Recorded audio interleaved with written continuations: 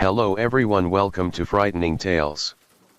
I know many of you enjoy listening to these videos as you fall asleep, so before you drift off, I'd love for you to leave a comment letting me know where in the world you're tuning in from, and if you're enjoying the story, don't forget to like and subscribe. Alright, now let's get comfortable, relax and dive into tonight's case. Story 1. Imagine loving someone so much that you leave your own family behind for them only to end up dead, chopped up and stuffed in a drum. If you think this kind of nightmare only happens in movies, well, it was very real for Sarah Rajput.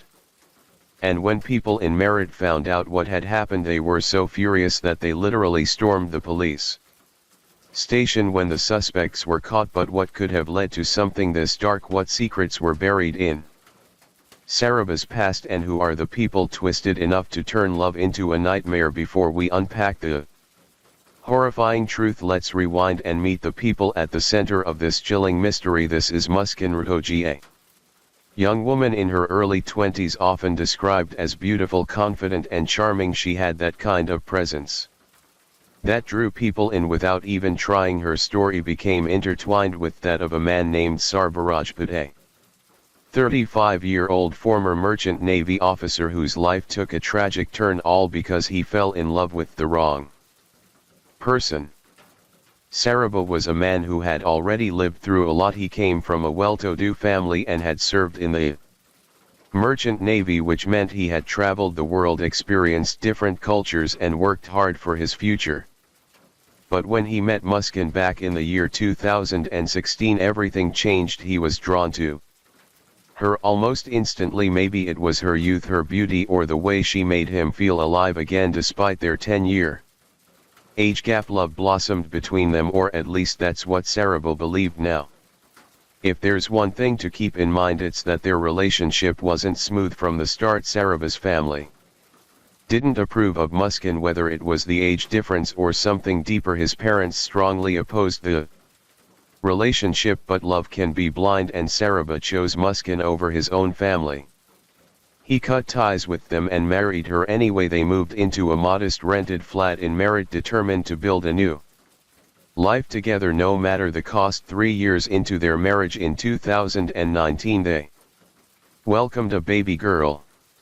Sarabha was now a father, and although he was estranged from his own family, he was determined to create a happy home. He shifted from his career in the merchant navy to a more stable job to spend more time with his wife and daughter. But what he didn't know was that Muskan's feelings had started to change. The passion that once sparked between them was slowly fading for her. At least that same year, Muskan joined a school alumni WhatsApp group. It was through that group that she reconnected with an old childhood friend, Sahil Shukla. At first it was innocent, just some catching up, reminiscing about school days, but very quickly it turned into something more. They began meeting up, spending more and more time together, and eventually started an affair. They also started doing drugs together, which only pulled them deeper into a toxic world of secrets, addiction and obsession. When Sarabha discovered the truth about Muskan's affair with Sahil, it shattered him. The betrayal cut deep, and he even went as far as consulting a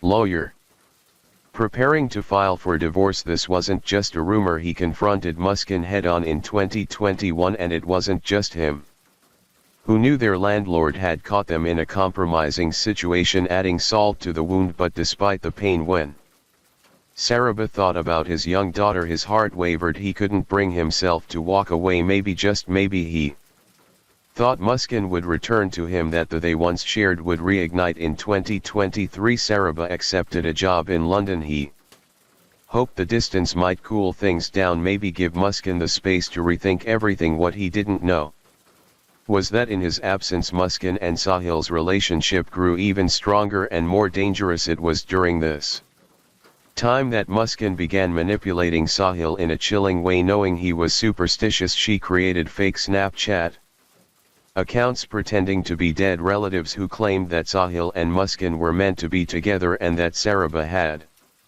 to die for their destiny to be fulfilled. By November of 2023, they had already started planning the murder. It wasn't a crime of passion, it was cold, calculated and horrifying, but it wasn't until March 4, 2025 that those plans began to take action, setting in motion a chain of events that would leave a family torn apart and an entire community reeling from the brutal truth of what had unfolded. Sarbo, blissfully unaware, had come home that day with a plate of loki his mother had prepared. It was supposed to be a simple, peaceful meal, but it would become the first step in his unimaginable demise. Muskin, ever the schemer, had other plans. While the dish was still warm, she reheated it and then laced the food with sedatives. The poisonous plan was in motion and her husband's fate was sealed. Sarabo began to feel the effects of the sedatives shortly after eating. His limbs grew heavy, his vision blurred, and his consciousness began to fade as he slipped deeper into unconsciousness.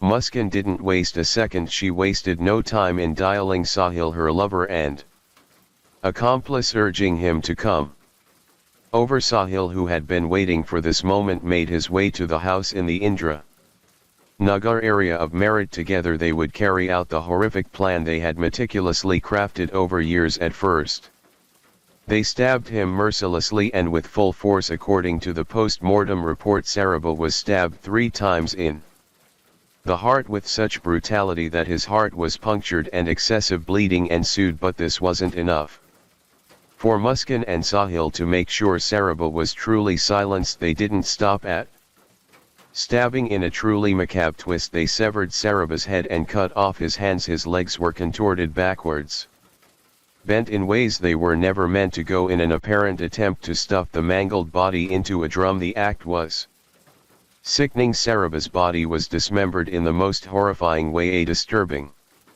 indication of how far Muskin and Sahil were willing to go to carry out their gruesome plot. But it didn't end there. After killing Sarabo, they weren't immediately satisfied. Their plan had one more sickening step. They shoved his dismembered body into a large drum, filling it with cement to conceal the crime. The drum was sealed tightly, ensuring that Sarabo's remains would stay hidden from prying eyes. It wasn't until March 18 when police began investigating his disappearance that his mutilated body was discovered, sealed under layers of concrete. The details of the crime spread like wildfire, and imagine the shock you'd feel if you were one of their neighbors. You'd be left in disbelief, trying to wrap your head around the horror that had unfolded. In cases like this, it doesn't take long for suspicions to fall on the one person who's mysteriously disappeared, the wife who's off on a vacation. Just as everything unravels, it didn't take long for the authorities to zero in on Muskin and Sahil, especially when their strange behavior became too hard to ignore. On March 4, just a day after Sarabo's murder, the two had been spotted together, showing no sign of guilt or remorse. It was as if they had already begun to move on from the brutal act they had just committed. But their calm demeanor wasn't to last. After Sarabo's body was disposed of, the two didn't flee in fear or hide away in shame. Instead, they decided to travel. They journeyed to Himachal Pradesh on March 10, checking into a hotel in Quisal under false identities.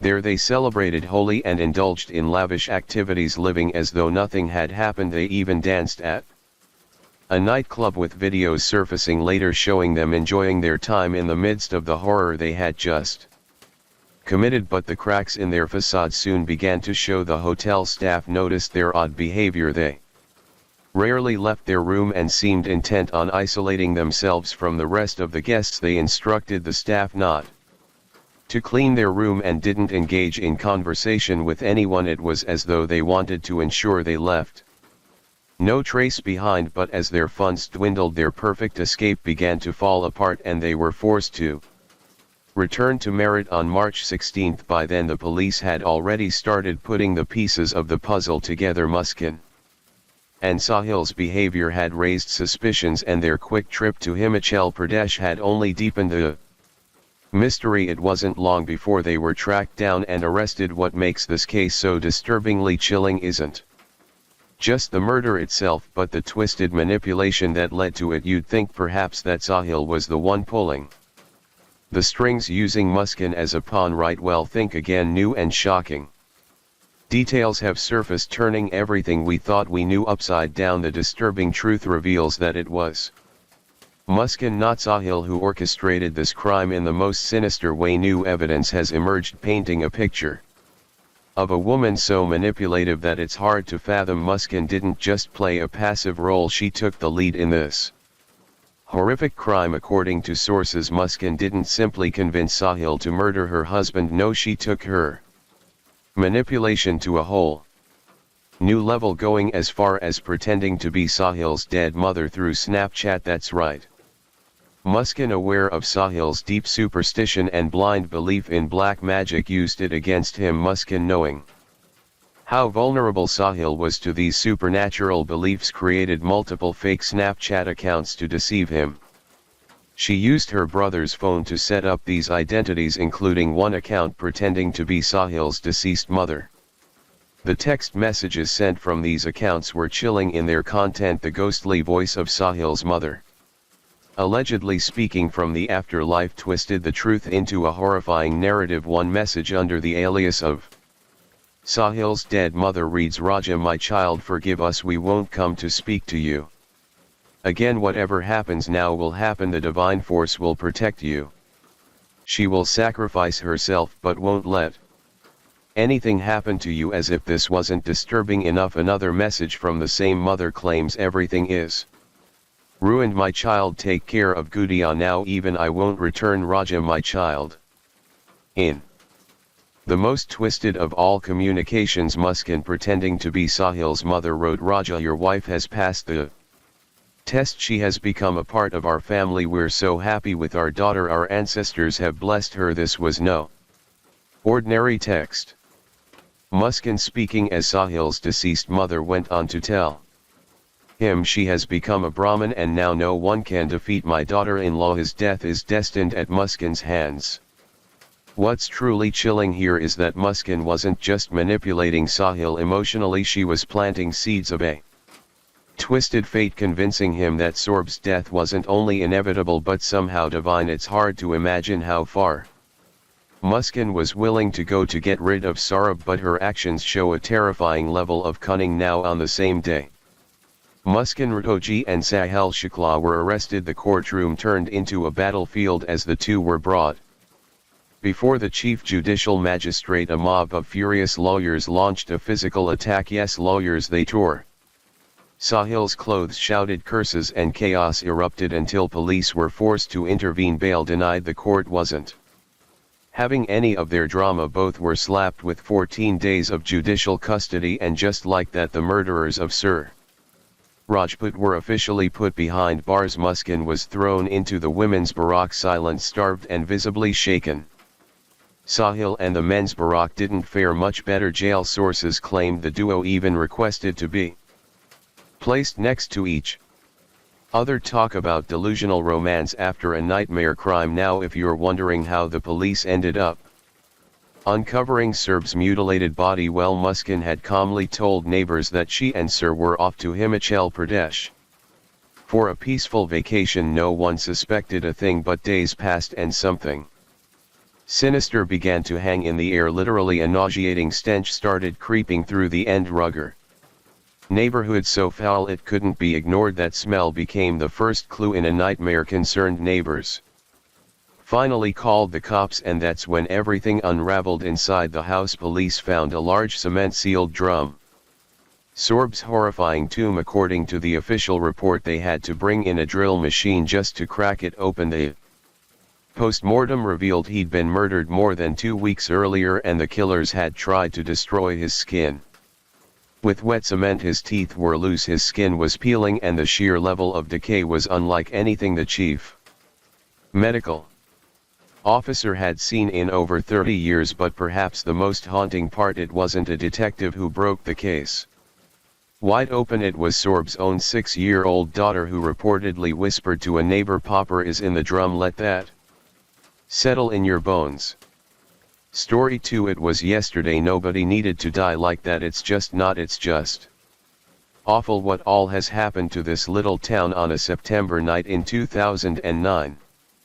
A family of 6 settled in for what they thought would be a peaceful evening. The children were tucked into bed and good nights were exchanged, but for this family the sunrise would never come. A man with sinister motives broke into their home, and what followed was nothing short of a brutal massacre. The bloodshed was so extreme, so horrific, that it would forever be known as the bloodbath in Beaune. Even the seasoned investigators were left shaken by the carnage they found.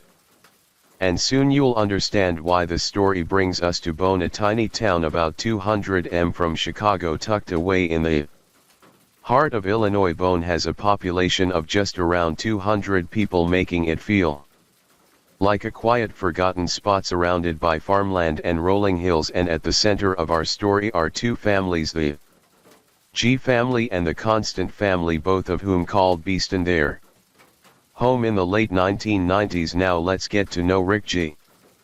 First, he was known for his strong work ethic and never give up attitude. Early in his career he worked for his stepfather's construction company in Lincoln, Illinois, the nearest town with all the essentials: schools, Walmart, restaurants, and even a small airport. It was the go-to place for people from the smaller towns when they needed to get stuff done. Rick's stepdad Pudge and his mom Judy lived in Lincoln too for years.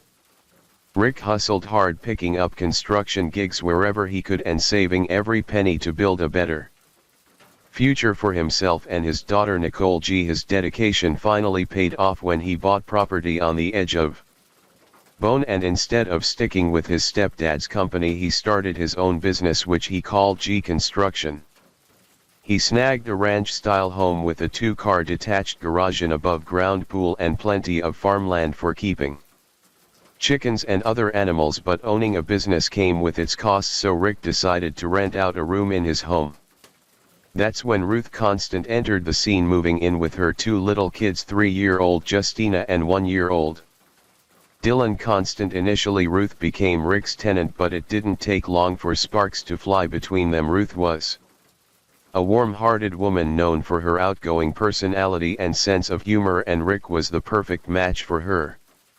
As their bond grew stronger, Ruth discovered she was pregnant. In 1997 they tied the knot with Rick at 34 and Ruth at 27. Not long after, they welcomed a baby boy, Austin, and their home was bustling with life. A year later they celebrated the arrival of a baby girl, Jessica G., filling their hearts with more joy. Unfortunately, that joy was short-lived, as they learned that little Jessica was born with a serious neurological condition, leaving her with disabilities that required around-the-clock care, with no facilities in Beaune that could meet Jessica's needs.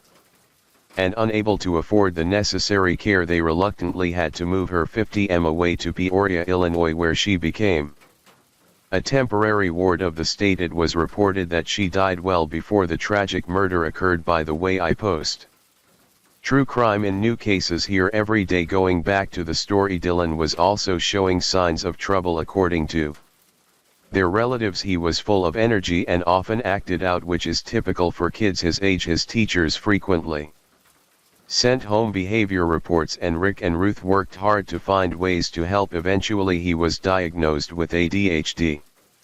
After they decided to seek therapy for him, while the therapy helped a little, it didn't make a significant difference. However, there was a glimmer of hope when Rick's daughter Nicole turned 18 and started dating Christopher Harris, a 21-year-old local. Their relationship grew serious quickly and they married, moving just a minute away from Rick's house not long after Nicole discovered she was pregnant, making Ruth and Rick grandparents for the first time. With the arrival of little Elisa Harris, they were thrilled, and Nicole and Chris often dropped Elisa off with Ruth while they worked, and in late July 2009 Nicole and Chris welcomed their second baby. To everyone who knew them, they seemed like the perfect family with a new baby expected to start crawling soon. Rick's stepdad Pudge and his grandson Adam decided to help Nicole by putting in new carpet in her home that September. The following day, 10-year-old Satan Lanstom ran over to the G's house to show off his new bike, but when he reached the porch he froze at the sight of blood smeared all over the porch and the door slightly opened. Worried, he dashed to Nicole's house, where Rick's stepdad had spent the night. As soon as they heard the boy's discovery, they immediately went to the house, and Adam was the first to reach the porch and noticed the blood as well as a knife at the bottom of the porch steps. When Adam entered the door and turned the lights on, he saw a scene that would haunt him for the rest of his life. Lying in the hallway was Rick, face down in a thick pool of blood. Frozen in shock, Adam dared not to move further. He turned and ran outside to Pudge, telling him to call 911, though he didn't know what to tell the police since he hadn't seen it all firsthand. And when the police arrived, they were met with a huge pool of blood, around 2 to 3 feet wide. As they moved deeper into the house, they saw that Rick's head was completely wrecked and his body looked like it had been through hell. At first they couldn't tell how he died, but the gruesome scene made them suspect a shotgun was used. They hadn't even checked the other rooms yet. As they walked down the hallway, they noticed the walls were all messed up, like someone had punched or smashed them. Then they found the second victim, 14-year-old Dylan, curled up on the floor just outside the main bedroom, wearing nothing but shorts. His body was badly hurt and his head was just as wrecked as Rick's. Blood splattered everywhere, even on the ceiling, making the officers feel uneasy. As they continued through the house, when they stepped into the main bedroom, they saw Ruth lying on the floor in her nightgown. Half of her skull had caved in, and again blood was splattered all over the walls. Pushing on, they entered the attached bathroom, where they found 11-year-old Austin dressed only in his underwear, lying face down on the bloody tile floor. It was clear that the G family never saw this evil coming. They must have been caught off guard, getting ready for bed the night before. The officers moved cautiously through the house, unsure if the killer was still inside. They walked down that bloody hallway past Dylan's lifeless body and headed to 16-year-old Justina's room. And when they entered the room, they found something far more gruesome than what was initially found in the house. Blood smeared across every surface, soaking into her bed, where Justina lay on her stomach, her head hanging over the edge, leaving a puddle of brain matter below. She had suffered the worst injuries of anyone in the family, and just when they thought it couldn't get worse, they braced themselves for what came next. As they left Justina's room, they checked an adjacent space and initially saw no more victims, but then they spotted something in the dark closet. There they found a 3-year-old girl's body crumpled on the floor, surrounded by blood, with skin peeled back above her right ear. It broke the officers' hearts. They were trained professionals, but nothing could prepare them for such a brutal scene, especially involving such a young child beaten to death. Suddenly a corporal noticed something move. It was the child. A paramedic rushed over and scooped her up like a baby. Dashing out to the ambulance, they quickly ushered Nicole into the ambulance too, and off they sped toward the nearest hospital. But when they arrived, they discovered that Tabitha's vital signs were alarming. Moments later, Nicole's husband Chris showed up at the G's house. He had been called from work about the terrible incident. When he arrived, the police confirmed the heartbreaking truth: the family had been murdered. But in the middle of all the chaos and tragedy, there was hope. The police told Chris that Tabitha had survived. Everyone felt a wave of relief, because despite the horrific events, Tabitha was alive and might be able to help uncover who was behind this terrible crime. But not for Chris. He felt nervous when he learned Tabitha was alive. Without thinking twice, Chris jumped back in his truck and drove urgently toward the trauma center where Tabitha was being rushed. Meanwhile, 2 first responders, Logan County Sheriff's Corporal Michael Block and Illinois State Trooper Paul Hennessy, were left to sift through the crime scene for clues about what had happened inside the G family's home. Investigators found a bloody handprint on the bathroom vanity where Austin was killed, along with a fresh shoe print outside that matched a Quiz tennis shoe. Officers canvassed the small community and followed up on tips. One neighbor reported seeing a silver pickup truck passing by around the time of the murders, noting it had exhaust pipes coming up through the bed behind the cab. Despite these leads, police found no further clues. Dr. John Arston, a forensic pathologist, performed the autopsies that night. He photographed every inch of the victims' bodies, but the injuries were so numerous that it was hard to keep track of them, but one thing was clear: they had been brutally attacked, and it wasn't from a gun initially thought to be caused by a shotgun. It turned out that each member of the G family had been bludgeoned to death, suffering with each blow until they were too weak to fight back.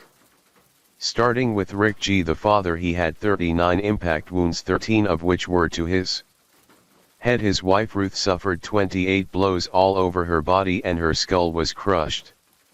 Their 11-year-old son Austin had a caved-in skull and was struck at least 21 times. Signs showed he had been pushed against hard objects and someone had stomped on his feet. 14-year-old Dylan had over 100 wounds and was struck at least 52 times. 16-year-old Justina had at least 15 identifiable injuries and was missing the top part of her skull. Meanwhile, Tabitha was in a real fight for her life. Doctors quickly discovered she had multiple skull fractures and serious brain swelling. It was tough for her. She couldn't speak or see because of the swelling in her face, but there was a small silver lining: she could still move her arm, showing she had some strength left to help her recover. The doctors made the difficult decision to remove a few small pieces of her skull. They hoped this would ease the pressure from the swelling and help her brain heal properly. It was a scary situation, but the medical team was doing everything they could to save her. Nicole remained by Tabitha's side throughout her recovery at the hospital. The atmosphere was tense, with police officers standing vigil behind her hospital bed. They knew Tabitha was the only survivor of the horrific incident, and there was a real concern that the suspect might try to come after her. This made it all the more important for the authorities to keep a close watch on her. Additionally, Nicole did her best to help the authorities, sharing everything she could about her loved ones and what had happened. On the other hand, Chris was a constant source of support for Nicole during this incredibly tough time. He spent hours with her, trying to offer comfort and help her navigate the chaos surrounding them. However, things weren't simple between Chris and Nicole. Their relationship had been tumultuous, filled with ups and downs. They had broken up several times but had only managed to patch things up again earlier that same year in 2009. Days passed and the police found themselves at a standstill despite following every lead they could, like the details of the suspicious car and the fresh shoe prints. They still hadn't identified any official suspects. The G family had no known enemies. In fact, they were well liked in the neighborhood, known for their generosity and kindness. Many neighbors could vouch for their good nature, painting a picture of a family that was both wealthy and loving. In light of the recent events, the police took precautions and encouraged everyone in the community to secure their homes and stay alert. People just need to take the normal precautions that you would take the practical measures of at night. Lock your door, know where your children are at, and keep track of your. A week passed and the funeral for the G family was held on the 28th of that same month. It was a heartbreaking day, but among all the grief, Tabitha was still fighting for her life in the hospital, and while the community mourned, there was also a lingering fear because the killer was still out there and no one knew when or if they might strike again. Then, in a random but significant twist of fate, a major break in the case came at the hospital where Tabitha was being treated. One officer, after finishing his shift in guarding Tabitha, shared an elevator ride with Chris Harris, who had just left Tabitha's room. The officer happened to glance down and noticed Chris's shoes case with sneakers with an aggressive tread, just like the shoe print found outside the crime scene. The officer quickly informed detectives, which led to Chris being called in for questioning. They compared his shoe tread to the print found at the scene, but there was a slight discrepancy. The shoes were a half size too big. However, the detectives knew something was off, so they didn't stop there. They collected Christopher Harris's fingerprints and palm prints, sending them to the crime lab for further analysis to prove his innocence. His brother Jason Harris stepped in to defend him, providing an alibi and claiming they had been together the entire time, far away from Bone, where the murders occurred. Meanwhile, Nicole was furious at the mere suggestion that Christopher could be involved. She took to her MySpace page to defend him, writing in an emotional though error-filled message, "This whole situation is such a mess and so unfair. Not only have my children lost 5 close family members, but now their daddy is being set up and taken away. This is too much to bear." Nicole continued, "There's solid evidence that all 6 victims fought for their lives, and Chris doesn't even have a scratch on him. He's been with us through everything, and now they've taken him too." Nicole wasn't the only one standing up for Chris. His stepmother Debbie Harris also spoke out to the media, saying their family believed in his innocence. Chris's father Ed was in tears during a phone call with Chris from jail. According to Debbie, Chris was shocked by his arrest and scared for his family's safety, telling his father, "Dad, I'm scared because I know the killers are still out there." He swore he didn't commit the murders. When police booked Chris, they photographed his entire body. Although he didn't have any injuries, they noticed a large blister on the palm of his right hand. Coincidentally, a tire iron was later found near a creek by Jason's house, where investigators were still searching for clues. On October 2nd, when they seized Chris' truck, they found it belonged to Jennifer Ernest, Jason's girlfriend and mother of his other children. Both Jennifer and her mother, Sarah Duncan, had provided alibis for Chris and Jason on the night of the murders, but as the investigation unfolded, those alibis were proven false, leading to their arrest for obstruction of justice. The police were able to discredit the alibis partly because Chris' palm print had been found at the scene. Additionally, a woman named Lori Cole, an armed security guard, came forward. She claimed that on the night of the murders around 11:35 p.m. Chris and his brother Jason knocked on her door asking if she wanted to party. Lori, who lived not far from the G family, recalled telling Chris she wasn't interested and needed to sleep for work. She noticed a Ford Ranger parked outside, similar to the one Chris and Jason were seen with earlier. Although she told them to leave, their behavior left her unsettled, as they seemed to have already been partying and didn't want the night to end. Another woman, Christy Moore, came forward during the investigation. She told investigators that she and Chris had been on again, off again lovers. She revealed that Chris had called her late on that same Sunday night, but she was busy with her kids and couldn't meet up. For what she knew, he wanted sex. However, she agreed to see him after her children went to school the next morning. Chris arrived at her house in Clinton, just a 15-minute drive from Bone, about 12 hours after the murders. They slept together, and Christy said Chris was acting completely normal afterward. Christy even took selfies of the two of them in bed. In the pictures, they were kissing and giving each other flirtatious looks, with Chris smiling in some of them. She told investigators that Chris had no visible injuries or marks on his body and that nothing about him seemed unusual, except that she hadn't seen him in the past 2 months, likely because he had just had a baby with Nicole 2 months earlier. From the moment Chris was accused, he maintained his innocence, denying any involvement in the murders. However, when confronted with fingerprint evidence, he invoked his Fifth Amendment right to remain silent and got a lawyer. It seemed that Chris was content to let the legal process play out, but things took a sharp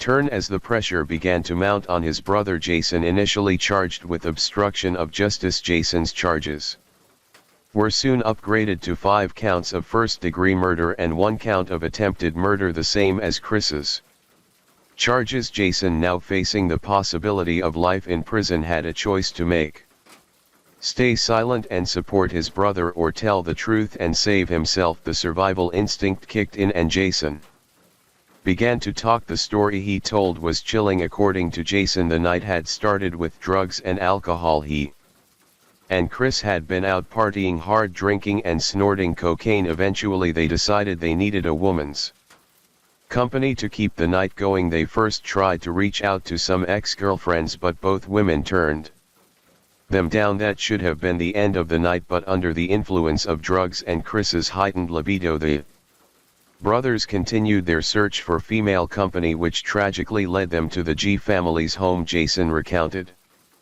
that they had first tried to visit Lori Cole, the armed security guard who lived nearby. He waited in the truck while Chris approached Lori's door, but she turned him away. What happened next is where Jason's story became inconsistent. He gave 13 different versions of the events, but the one thing that remained constant was his claim that Chris killed the G family. Jason alleged that it was Chris's idea to go to the G residence with the intent of having sex with Justina G, the 16-year-old daughter of the family and Chris's sister-in-law. Chris had convinced himself that Justina had been flirting with him. Whether they planned for it to be consensual or not remains unclear, but Jason said Chris believed Justina was interested in him. He then said that he stayed in the truck while Chris approached the house. In some versions of the story, Chris was already armed with a tire iron. In others, he went to the door without it. In one account, Rick G, the father, answered the door, and after a brief conversation things escalated, leading Chris to retrieve the tire iron from the truck. Jason said he then heard screams and thumping sounds coming from inside the house, the horrifying beginning of what would turn into a gruesome massacre. Jason said he stayed in the pickup truck the whole time, just listening to the chaos inside the house. He heard loud thumps and screams and saw Dylan jump out of a bedroom window. After that, Dylan ran to the front door and went back inside. Next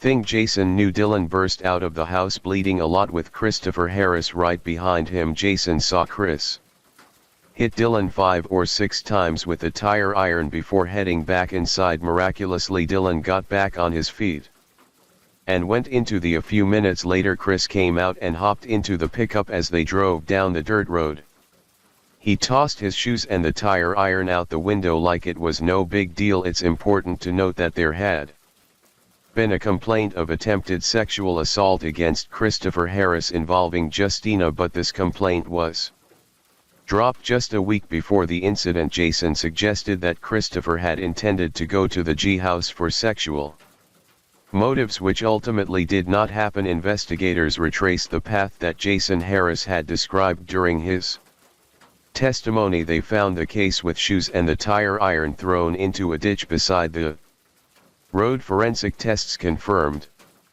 that the DNA found on these items matched both Christopher Harris and the G family. On May 31, 2013, a jury found Christopher Harris guilty of murdering the G family. His sentencing happened on July 19, 2013, where he received 5 consecutive life sentences. In addition, he was sentenced to 30 years for the attempted murder of Tabitha, 30 years for home invasion, and 20 years for robbery. Christopher Harris's defense team tried to argue that he had walked in on Dylan during the murders and acted in self-defense when he killed Dylan. However, this argument was quickly dismissed in 2013. Just before his sentencing, Christopher and his legal team sought a retrial, but their request was denied. Later in 2019, they filed an appeal with the Appellate Court of Illinois 4th District, but that too was denied. If you think the story ends here, well, not quite. A former cellmate of Chris stepped forward, claiming that Chris had confided in him about the terrible events of that night. The cellmate revealed a story even darker than what Jason had shared. According to him, when Chris arrived at the home, Rick answered the door. An argument broke out, escalating quickly. When Chris hit Rick with the tire iron, Ruth heard the commotion and rushed in to see what was going on. Sadly, as she entered the room, Chris turned his violent rage on her. In the midst of the chaos, Dylan grabbed a kitchen knife, trying to protect his mother, but Chris was too strong, and it was during this intense moment that Jason saw Dylan crash through the window for the first time in a chilling twist. The cellmate reported that Chris felt no remorse for his actions. In fact, he claimed his only regret was not burning down the house that night, suggesting that if he had, no one would ever know he was responsible for the violence. And let's not forget Nicole. With all the evidence piling up against Chris, she went from defending him to cursing him. Additionally, during the sentencing hearing, Tabitha also delivered an emotional statement that tugged at Everyone's heartstrings, she said. I am 7 and it still breaks my heart. I wish you were dead and my brothers, sister and mommy and daddy were alive. You don't sneak up on other people. You have to say sorry, because do you know how badly that broke my heart? As for Jason, he got a 10-year sentence in exchange for testifying against Chris, with credit for time served. This decision sparked debate. Many questioned if it was fair for someone who played a part in such terrible acts. There were many times that night when Jason could have stepped in to help. He heard Dylan calling out for assistance, begging him to intervene, but he didn't act. However, his testimony helped bring justice for the G family. After the trial, Jason's girlfriend Jennifer and her mother faced probation and fines for hiding evidence. Meanwhile, little Tabitha, who was protected by state troopers during her hospital stay, formed a special bond with them. They painted her toenails, read her stories, and played games, showering her with the love and care she needed. They even threw her a birthday party. Despite going through many surgeries, Tabitha made a remarkable recovery, and fortunately the head injuries she suffered allowed her to forget the horrific events that took her family away. Tabitha spent some time in foster care but eventually found a loving home with her sister Nicole. As the community mourned and tried to heal from this tragic loss, they dedicated a playground in memory of Austin, Dylan and Justina, creating a space where their spirits could be honored and celebrated. In an interesting twist, in 2014 the show When Murder Comes to Town aired, trying to shed light on the G family murders. Despite interviewing various residents and officers involved in the case, the show leaned heavily on the defense's narrative, suggesting that Dylan was a deeply troubled boy capable of violence. This portrayal sparked outrage among those who had worked on the case. The officers involved wrote an open letter questioning the show's accuracy, particularly how Dylan was portrayed. They emphasized his heroism, stating he wasn't just a victim but a brave teen who tried to protect his family. Story 3 now to a Wisconsin teenager accused of killing his parents to fund an alleged plot to kill President Trump. Yes, you heard it right. This teen would go on to kill his parents, slept with them for days, and later on planned to kill President Trump, all because of one twisted mindset of being a white supremacist. But before all of that, who was this teen really, and how does someone go from being an outstanding student to planning something so horrifying? What's it like to hear that about your neighbor? It's terrible. I was just so torn by it. His name was Nikita Kasap, though most people just called him Nicky. He was only 17 years old, a high school student living in the quiet suburbs of Waukesha, Wisconsin, a place where neighbors waved good morning and families walked their dogs after dinner. On the surface, his life seemed almost picture perfect. He lived with his mother Tatiana Kasap and his stepfather Donald Meyer in a spacious 4-bedroom house on Cider Hills Drive. It was a beautiful home, 3,000 square feet of calm suburban comfort, complete with a loyal family dog named Toby. People who knew Nicky said he was quiet, maybe a little introverted, but polite and respectful. He was even named Student of the Month at his school, the U.S. Health Department High School. His attendance was flawless, his grades were solid, there was no warning sign, at least none that stood out, until he stopped showing up. Nicky's last day at school was February 12, 2025. At first, no one thought much of it. Kids get sick, families go on sudden trips, but as the days passed, concern grew. Weeks went by and still no sign of Nicky or his parents. The school received one email claiming Nicky was sick, but something about it felt off. The email couldn't be verified. Then things got even stranger.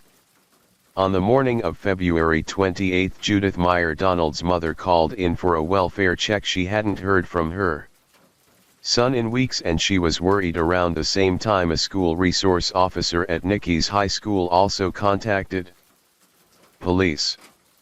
That made 2 separate welfare check requests in just 5 minutes, so it was enough for the Waukesha police to act. Now officers arrived at the house on Cider Hills Drive at approximately 10 to 11 That morning they knocked on the door but no answer. They walked the perimeter and still nothing, so they turned to the area's automated license plate recognition system cameras that scan and record vehicle activity, and what they found raised even more questions. Donald's black 2018 Volkswagen Atlas Cross Sport hadn't been seen since February 23. Tatiana's white 2019 BMW last seen way back on February 11, the very same day Nikki stopped going to school because of this discovery. Alarm bells were now fully ringing. Police then contacted Donald's employer. His manager told them that Donald had been texting in sick between February 13 and February 25, claiming he wasn't well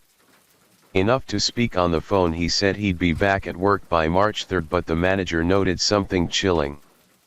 Those messages were completely out of character. Donald was reliable and communicative, so for him to go completely dark like that was bizarre and deeply troubling. At 1:52 in the afternoon, after hours of silence and unanswered questions, police forced entry into the home. What they discovered was every officer's nightmare. The moment they stepped inside, the unmistakable odor of human decomposition hit them. In the hallway near the kitchen, hidden under a pile of blankets and clothes, was the body of Tatiana Kisap. She had been shot 3 times, twice in the stomach, once in the neck. She was just 35 years old. Officers immediately exited the scene to obtain a search warrant. When they re-entered at 5:00 that evening, they found Donald Meyer's body in the first floor office, a single bullet wound to the back of the head, execution style. He was 51, but Nikki, 17-year-old Nikki, and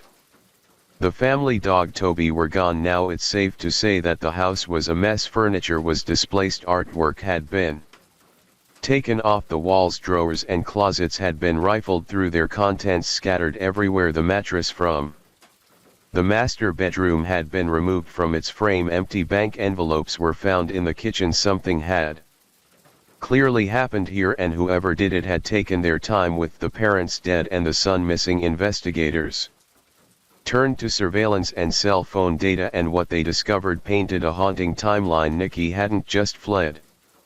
He had stayed in that house, lived in that house for 12 full days with the bodies of his murdered parents before finally leaving town in his stepfather's Volkswagen. He then traveled through 6 states: Iowa, Illinois, Nebraska, Wyoming, Colorado and Kansas. At 11:25 p.m. on February 28, the same day his parents' bodies were found, Nikki was located in Winfield, Kansas, more than 800 miles away from Wyoming. He was arrested during a traffic stop, and what police found inside the vehicle left no doubt in their minds. On the floorboard of the car was a loaded Smith & Wesson 357 Magnum revolver. It matched the description of a firearm recently purchased by Donald Meyer. Also found were rounds of ammunition, over 70 pieces of jewelry, multiple tablets for cell phones, 3 laptops, a safe that had been forcibly opened, and more than $14,000 in cash. There were also credit cards and driver's licenses belonging to his parents, and Toby, the family dog, was found alive in the car. After piecing together the evidence, authorities concluded that Tatiana and Donald had most likely been killed on February 11, 17 days before their bodies were discovered. Nikki had lived with the bodies for nearly 2 weeks before taking off with their car, cash, valuables, and even the dog. He was charged with 2 counts of first-degree intentional homicide, 2 counts of hiding a corpse, 2 counts of theft, operating a motor vehicle without the owner's consent, and 2 counts of identity theft. Now here's where it gets even more chilling. This wasn't just a sudden outburst or a fight gone wrong. Prosecutors believe Nikita had been planning the murders for months. And he wasn't planning alone. According to court documents and testimony, Nikita had been messaging with someone in Russian through the app Telegram, a platform often used by extremists because it's encrypted and harder to trace. One of his classmates, only identified as witness A, told authorities That Nikita said he had been talking to a man on Telegram and that the two of them were working together to overthrow the US government. Nikita even said they had plans to assassinate President Donald Trump. That's not just disturbing.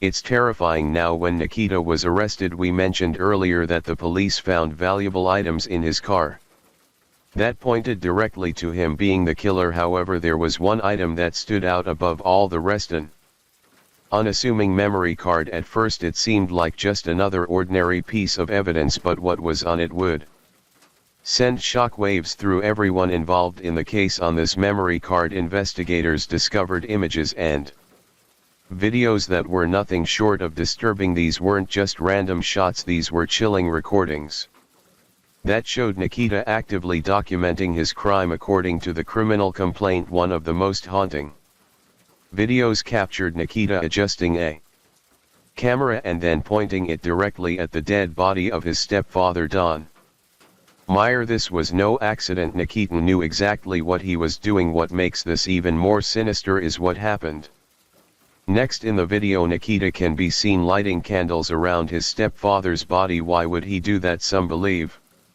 he was trying to mask the awful smell of decomposition, but others suggest that this act wasn't just about hiding a smell. It was an eerie, almost ritualistic gesture. It's as if he was creating a scene, setting a stage for someone to witness his crime. But it doesn't stop there. The videos go further, showing Nikita allegedly pointing his phone at the body and speaking to someone on the other end of the line. This person remains unidentified, but in the video you can hear Nikita saying, "So you can see him there, I can literally see the body there." It's chilling.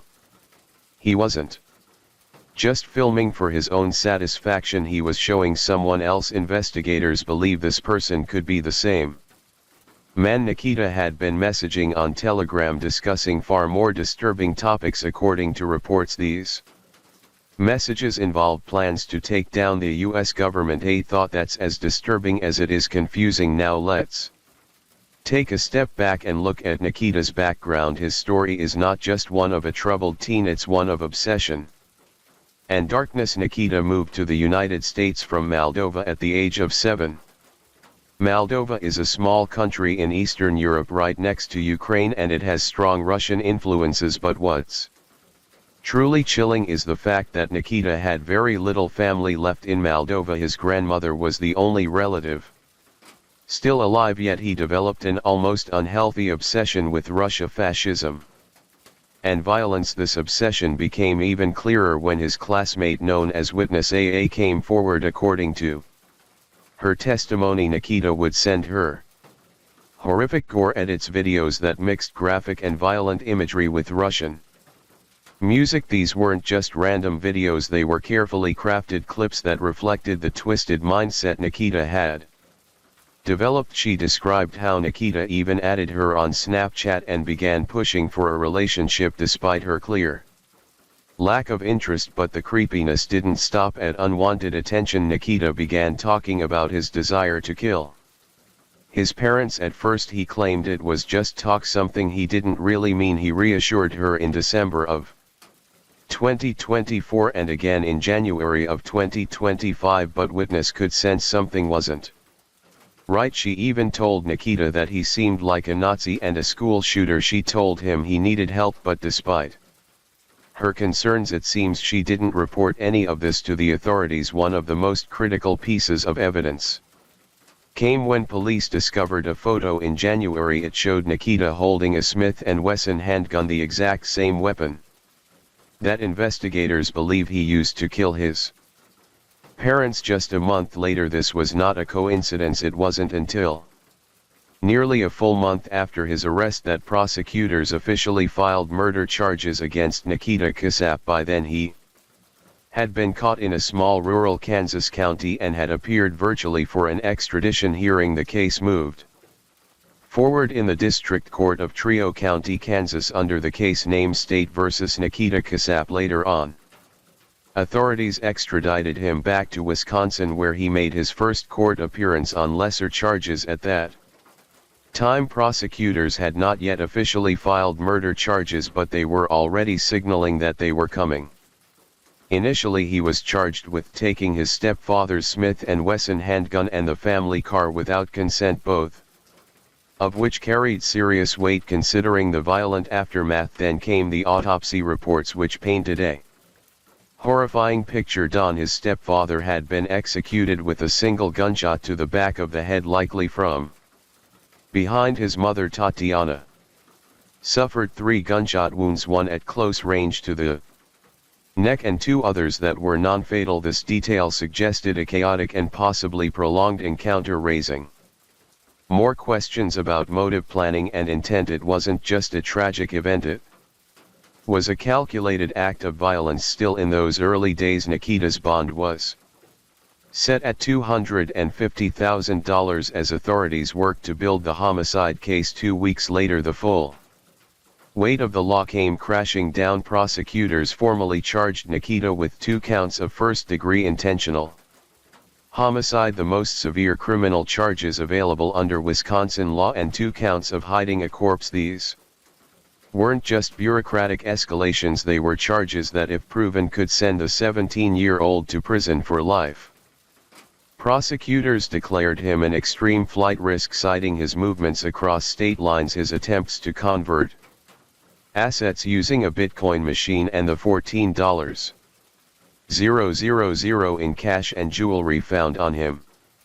At the time of his arrest, they believed he had the means and possibly the connections to evade justice, and they pushed for bail to be raised to $5 million. But Nikita's defense team wasn't backing down. They argued that the initial charges, taking a gun in a car, couldn't even legally hold water since the items were taken from individuals who were already deceased and thus couldn't have given or withheld consent. When it came to the murder charges, they insisted that a $5 million bail was excessive and unattainable for a 17-year-old. They claimed that the $250,000 bond should remain, framing Nikita as a troubled teen, not a calculated killer. At the bond hearing, the judge was visibly exasperated, not just by the nature of the case but by the handling of the legal process. The judge wasn't just lamenting the bond debate, they were raising a broader question. When the system is faced with a suspect who allegedly murdered both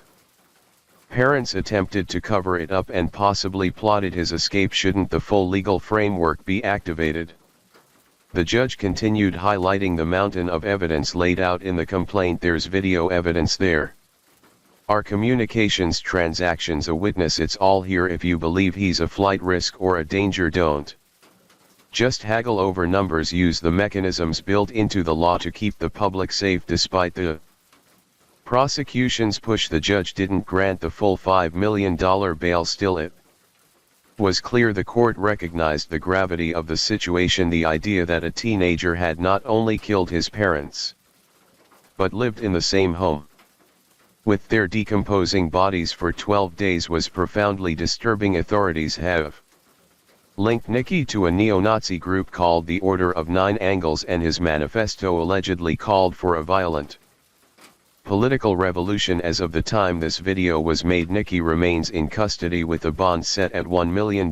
He faces multiple charges, including first-degree murder, and his trial is set to begin on May 7, 2025, where he will stand trial for 2 counts of first-degree intentional homicide. A side investigation in Wisconsin takes a shocking turn. Federal documents link a teen accused of killing his parents to an assassination plot against President Trump. According to ABC News, investigators found a manifesto from 17-year-old Nikita Kasap with references to making bombs, a terrorist attack, and plans for the president's assassination. Authorities also found material linking the team to a network of neo-Nazis. Investigators believe Kasap may have killed his parents to get the quote financial means and autonomy needed to pursue his plan. The teenager is charged with first-degree murder and is scheduled to be arraigned on May 7. What makes this case truly chilling is not just the horror of the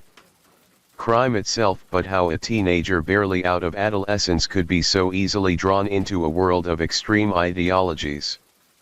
One of the most unsettling pieces of evidence comes from a series of messages Nikki exchanged with a man on Telegram. In these messages, Nikki is shown toying with the idea of fleeing to Ukraine, wondering about the possibility of escaping the consequences of his actions. He even wrote, "So while in Ukraine I'll be able to live a normal life even if when it's found out I did it." These words reveal a shocking level of detachment from the consequences of his actions, but even more disturbing is the way Nikki acknowledges that no matter what, the world will eventually know he was the one responsible for the murders. What stands out in these exchanges is the disturbing fact that despite his delusions about fleeing to Ukraine, Nikki was very clear-headed about one thing: the truth would eventually catch up to him. He wasn't trying to hide from the fact that he would be caught, he was simply trying to escape the fallout. But what's even more unsettling is how Nikki didn't even try to frame anyone else for the murders. There was no attempt to pin the crime on his parents or anyone else in the family. He didn't go through the motions of creating a false alibi. Instead, he accepted that the blame for the killings would fall squarely on him. This chilling realization only makes his actions seem colder, more calculated. Now, there are a lot of theories swirling around about whether Nikki's parents actually knew what he was planning, specifically his alleged desire to overthrow the US government. Some believe they had suspicions, especially after receiving strange signals leading up to the murders. One particularly chilling detail comes from Donald Meyer's mother, Judith, who reportedly shared that her son had sent her some unsettling cryptic messages shortly before he went radio silent. These weren't your usual check-in texts. They hinted that something was wrong, but Judith didn't know just how serious it was at the time. So what if his parents did know something? What if they started to piece things together, noticed a shift in Nikki's behavior, sensed his growing obsession with radical ideologies, or even confronted him about his extremist beliefs? According to some theories, this might be exactly why Nikki targeted his parents first, to eliminate the only people who could stand in the way of whatever twisted plan he thought he was about to execute. Think about it, his parents knew where the money was hidden. They were the ones who gave him access to the house, the resources, even the revolver that was later used in the crime. Maybe Nikki believed that as long as they were alive, they were a threat to his vision, so he made a calculated decision to remove them from the equation brutally and without remorse. Story 4: I love my boys so much I wouldn't hurt them. This is the same mom who would later contradict herself in that interview. While most mothers would move mountains and part oceans for their kids, Tiffany Lucas did the exact opposite. However, it wasn't always this way. Back in her hometown, almost everyone believed she was a loving, devoted mother. That was her image, the mom who'd do anything for her boys. But as we've seen time and time again, appearances can lie, because if she truly were that devoted, we wouldn't be talking about her right now. On Into the Deep, the channel where we dive into the darkest and most disturbing crimes on earth. And no, understanding what led up to this horror doesn't make it okay, but knowing what pushed her over the edge might help us spot red flags in others before it's too late, because sometimes the signs are there, we just don't notice until tragedy strikes. Shepherdsville neighborhood is stunned tonight, now looking for the answers to a violent crime they never saw coming. Police say 2 young boys killed by their own mother. To possibly understand what pushed Tiffany Lucas to such a horrifying act, we need to look beyond the headlines and into her past, a life that on the surface seemed complicated but not deadly. At 32 years old, Tiffany and Lucas, originally from Chicago, Illinois, had 2 young sons, Jaden and Maurice. Both boys were under 10 each, with a different father, and they attended Freedom Elementary School in Bullitt County. The small family lived together in a rented 3-bedroom 2B home, a modest 1,400 feet space that looked like any other suburban setup from the outside. Additionally, Tiffany had a very tight-knit bond with her father, John Lucas, and was raised alongside her brother. By all accounts, she was her dad's pride and joy, the classic daddy's Girl John saw her as someone special and Tiffany clearly cherished that relationship. Her presence on social media painted a picture of someone juggling single motherhood with style. She posted tons of selfies, often dressed to impress, showing off her fashion sense and confidently flaunting her appearance. But beneath the curated photos and glam shots there was one recurring theme that stood out: her love for her children. Time and time again her posts showed joyful snapshots of her with Jaden and Maurice, laughing, smiling, hugging. From the outside it looked like she was doing her best to give her boys a happy life, but behind the filtered photos and hard emojis was a woman quietly struggling. Tiffany's early adult life was filled with big dreams and bigger obstacles. She first pursued modeling, which eventually gave way to a leap into entrepreneurship. In 2016 she launched Miss Tiff's one-stop shop, a convenience store offering food, tobacco and odds and ends. It was a bold move, but sadly the business didn't last. By 2017 the shop had shuttered its doors. In a resurfaced interview, Tiffany explained that she believed part of the failure was due to a Walmart location that was supposed to open nearby but never did. After her business failed, things seemed to take a darker turn for Tiffany. At 2018 she found herself in trouble with the law. Arrested on drug possession charges, she later pleaded guilty and served a 30-day jail sentence. The court records didn't indicate any signs of violence or erratic behavior, just one misstep in what had otherwise been a quiet legal history, and after that there was silence. No more run-ins with the law, no major red flags. It seemed like Tiffany was turning a corner, keeping to herself and trying to move forward. She reportedly took up a job that required overnight shifts, though the specifics of her employment remained unclear for a while. It seemed like life was just rolling along uneventfully, but as we know, life has a way of throwing curveballs when you least expect it, because on January 1, 2019 came the devastating event that may have marked the true breaking point for her. Her father, 47-year-old John Lucas, passed away suddenly. For Tiffany, it was as if the very ground beneath her feet had disappeared. Her father had been her rock, the person who gave her strength when she needed it, the one who offered advice, guidance and unwavering support. His unexpected death left a gaping hole in her world, one that she couldn't fill with anything. In fact, Tiffany opened up about her loss in a deeply emotional Facebook video where her raw grief was on full display. For her, the world had just become a much darker place, and no amount of smiling or posting photos could change that, even though she tried to hold it together for the sake of her sons. Something inside her had undeniably shifted. The grief was suffocating, and no amount of time could heal it the way she needed it to. Now, if you think the loss of her father was the main reason behind Tiffany's tragic actions, well, it's both true and not true.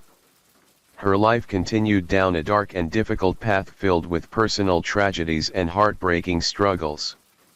That just didn't seem to stop. The death of her father was a profound loss, but it wasn't the last in a series of devastating blows. Just 7 months after she buried her father, Tiffany was dealt another crushing blow. Daryl Howard, the father of one of her sons, was tragically murdered. At the time, she was still reeling from the loss of her dad, trying to figure out how to keep going, how to heal, and then this Daryl's death added yet another layer of grief that she wasn't prepared for. The case is still an open homicide investigation by the Louisville Metro Police Department, and while the authorities keep searching for answers, Tiffany was left with more pain to bear. But that wasn't the end of it.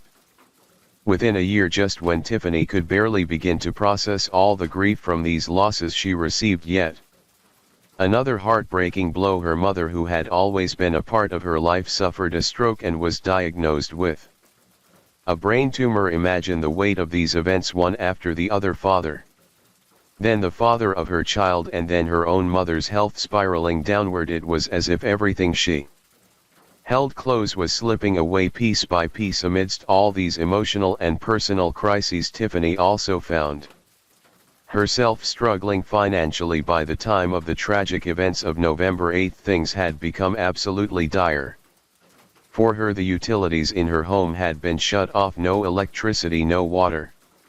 And on her kitchen counter there was an eviction notice, a stark reminder of how precarious her situation had become for someone like Tiffany, a young mother already bearing the weight of immense grief and stress. This notice wasn't just a piece of paper, it was a looming threat to her and her children's safety and stability. The possibility of losing her home likely triggered an avalanche of emotions: fear about where she and her children would go, anxiety about how she would make ends meet and provide for them, and probably a deep sense of shame or guilt, the kind that comes when you're trying so hard to keep it all together only to feel like you're falling short of the expectations society places on you. As a mother, that constant pressure to create a secure environment to make it all work while everything around you crumbles is unimaginable, and all of those struggles, those unbearable losses, relentless hardships and crushing fears would tragically come to a head on November 8 of 2023. What unfolded that day was an unimaginable crime, one that shattered the peaceful facade of a quiet neighborhood and forever altered the lives of those involved. The crime took place in what seemed like an idyllic home nestled on Bentwood Drive in Shepherdsville, Kentucky, a place that on any other day could easily be mistaken for a scene from a Norman Rockwell painting, complete with its well-kept yard and the kind of serenity you'd expect from suburban life. But this was no peaceful scene. The horror that occurred in that home was so grotesque, so beyond comprehension, that a local deputy who arrived on the scene remarked that there was no way anyone could have survived what had happened, let alone two young boys ages 9 and 6. I can tell you this: the boys were shot in an area that would not be survivable for anybody. However, they were alive to the best of our knowledge when they were transported by EMS to the hospital and passed away while at the hospital. Before that day, it all started the evening of Tuesday, November 7. A neighbor just going about their evening noticed Tiffany Lucas acting unusually agitated outside her home. She was scrubbing the carpets vigorously, her face drawn in a way that suggested something was terribly wrong. Concerned, the neighbor asked if she was okay, and Tiffany gave a vague response, saying only, "There's a lot going on."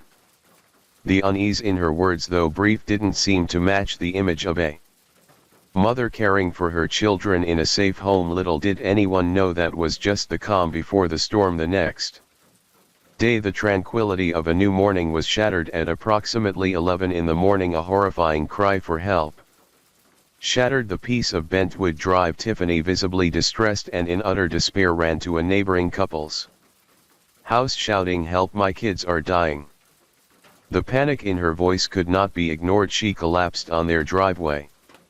Overcome with emotion and fear, the couple's husband rushed into her home hoping to find some clue, some explanation to what was happening, but what he discovered was beyond anything anyone could have imagined. In the living room, he found Tiffany's two young sons, both gravely injured and bleeding, yet somehow still alive. Their injuries were so severe, so clearly inflicted with brutal intent, that it seemed impossible for them to survive. Nearby, a gun lay on the floor, presumed to be the weapon used to carry out the unthinkable act. Time was running out, and the husband immediately called for help, urging emergency services to rush to the scene. The officers who arrived couldn't believe their eyes. The injuries inflicted on these two innocent children were so devastating they were considered unsurvivable. The boys were rushed to Norton Children's Medical Center in Louisville, where emergency surgery was performed in a desperate bid to save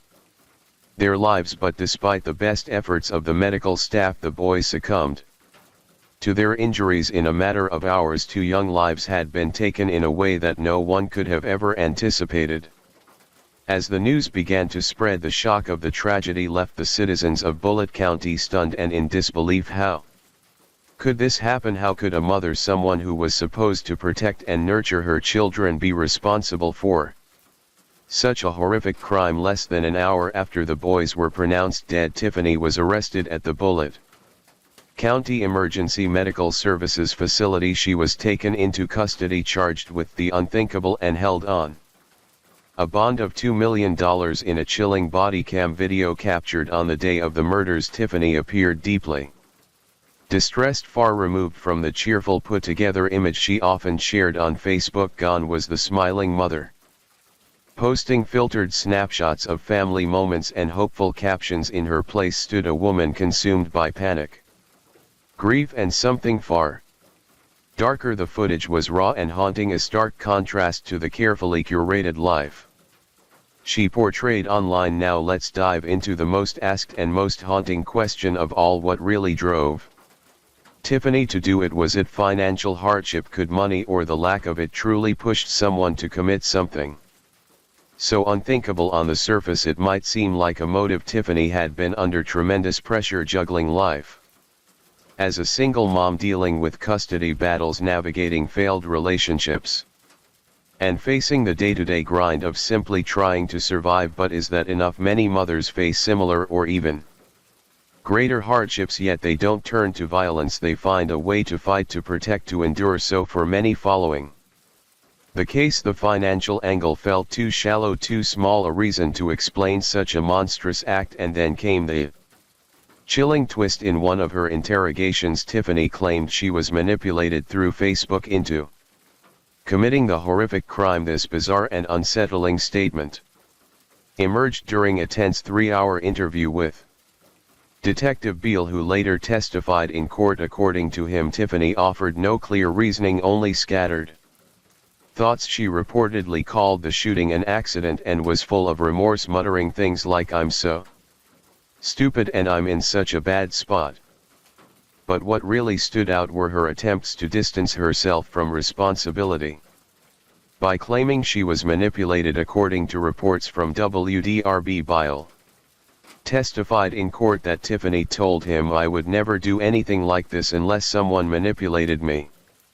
Specifically, she suggested that she had been manipulated through Facebook, Wi-Fi and the internet, an eerie statement that raised even more questions about her mental state and the factors influencing her behavior. Tiffany's claim that she was manipulated through social media and technology left everyone confused. She didn't explain exactly what kind of manipulation she meant. Was it some kind of online conspiracy? Had she fallen down a dangerous rabbit hole, maybe influenced by groups like QAnon, which have pulled others into dark and destructive thinking? Or was it a sign of a deeper mental breakdown? Sadly, we've seen other cases where people influenced by toxic online communities have committed horrifying acts. So while it might sound far-fetched at first, the theory doesn't feel completely out of the question, especially when you consider what happened the day before everything fell apart. On November 7 of 2023, Ring doorbell footage from a neighbor's house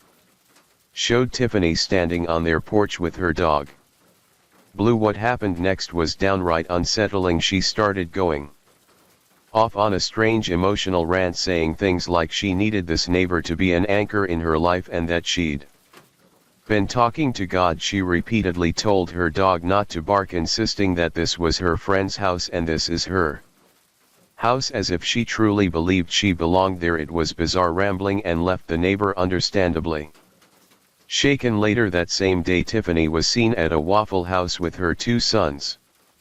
The kids seemed happy, laughing and cracking jokes like any normal day, but Tiffany was completely disconnected. One server said she kept staring off into space, constantly looking over her shoulder like she thought someone was following her. Another said she didn't speak a word to them and that when she went to pay, her hands were shaking and she suddenly burst into tears. Looking back, some of the staff feel like she was silently reaching out for help, but they just didn't realize it at the time. Then came the next day, November 8. That's when everything bubbling under the surface finally exploded. Neighbors called 911 after hearing gunshots coming from Tiffany's house. More Ring footage captured her at another neighbor's home crying and pleading for help. When officers arrived, they found her lying face down in the driveway, sobbing and saying, "My sons are dying."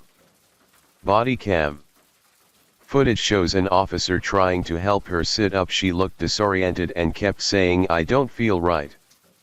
But didn't seem physically injured. After the tragedy, Tiffany was officially charged with 2 counts of capital murder. At first she pleaded not guilty by reason of insanity, claiming that she had experienced a full-blown psychotic episode and genuinely believed she was protecting her sons from some kind of other being. According to her lawyer, Tiffany never imagined a life without her boys. In fact, he said she even tried to turn the weapon on herself after what she had done, but it jammed. He also argued that she had been detoxing from drugs and this breakdown was a symptom of withdrawal. Now here's something that's both frustrating and mind-boggling. They didn't drug test her when she was booked into jail. How is that not standard procedure? You'd think it would be essential, especially for documentation purposes, but nope, nothing. Tiffany's trial was originally set for December of 2024, but she ended up changing her plea to guilty, and from what we can tell there was no deal on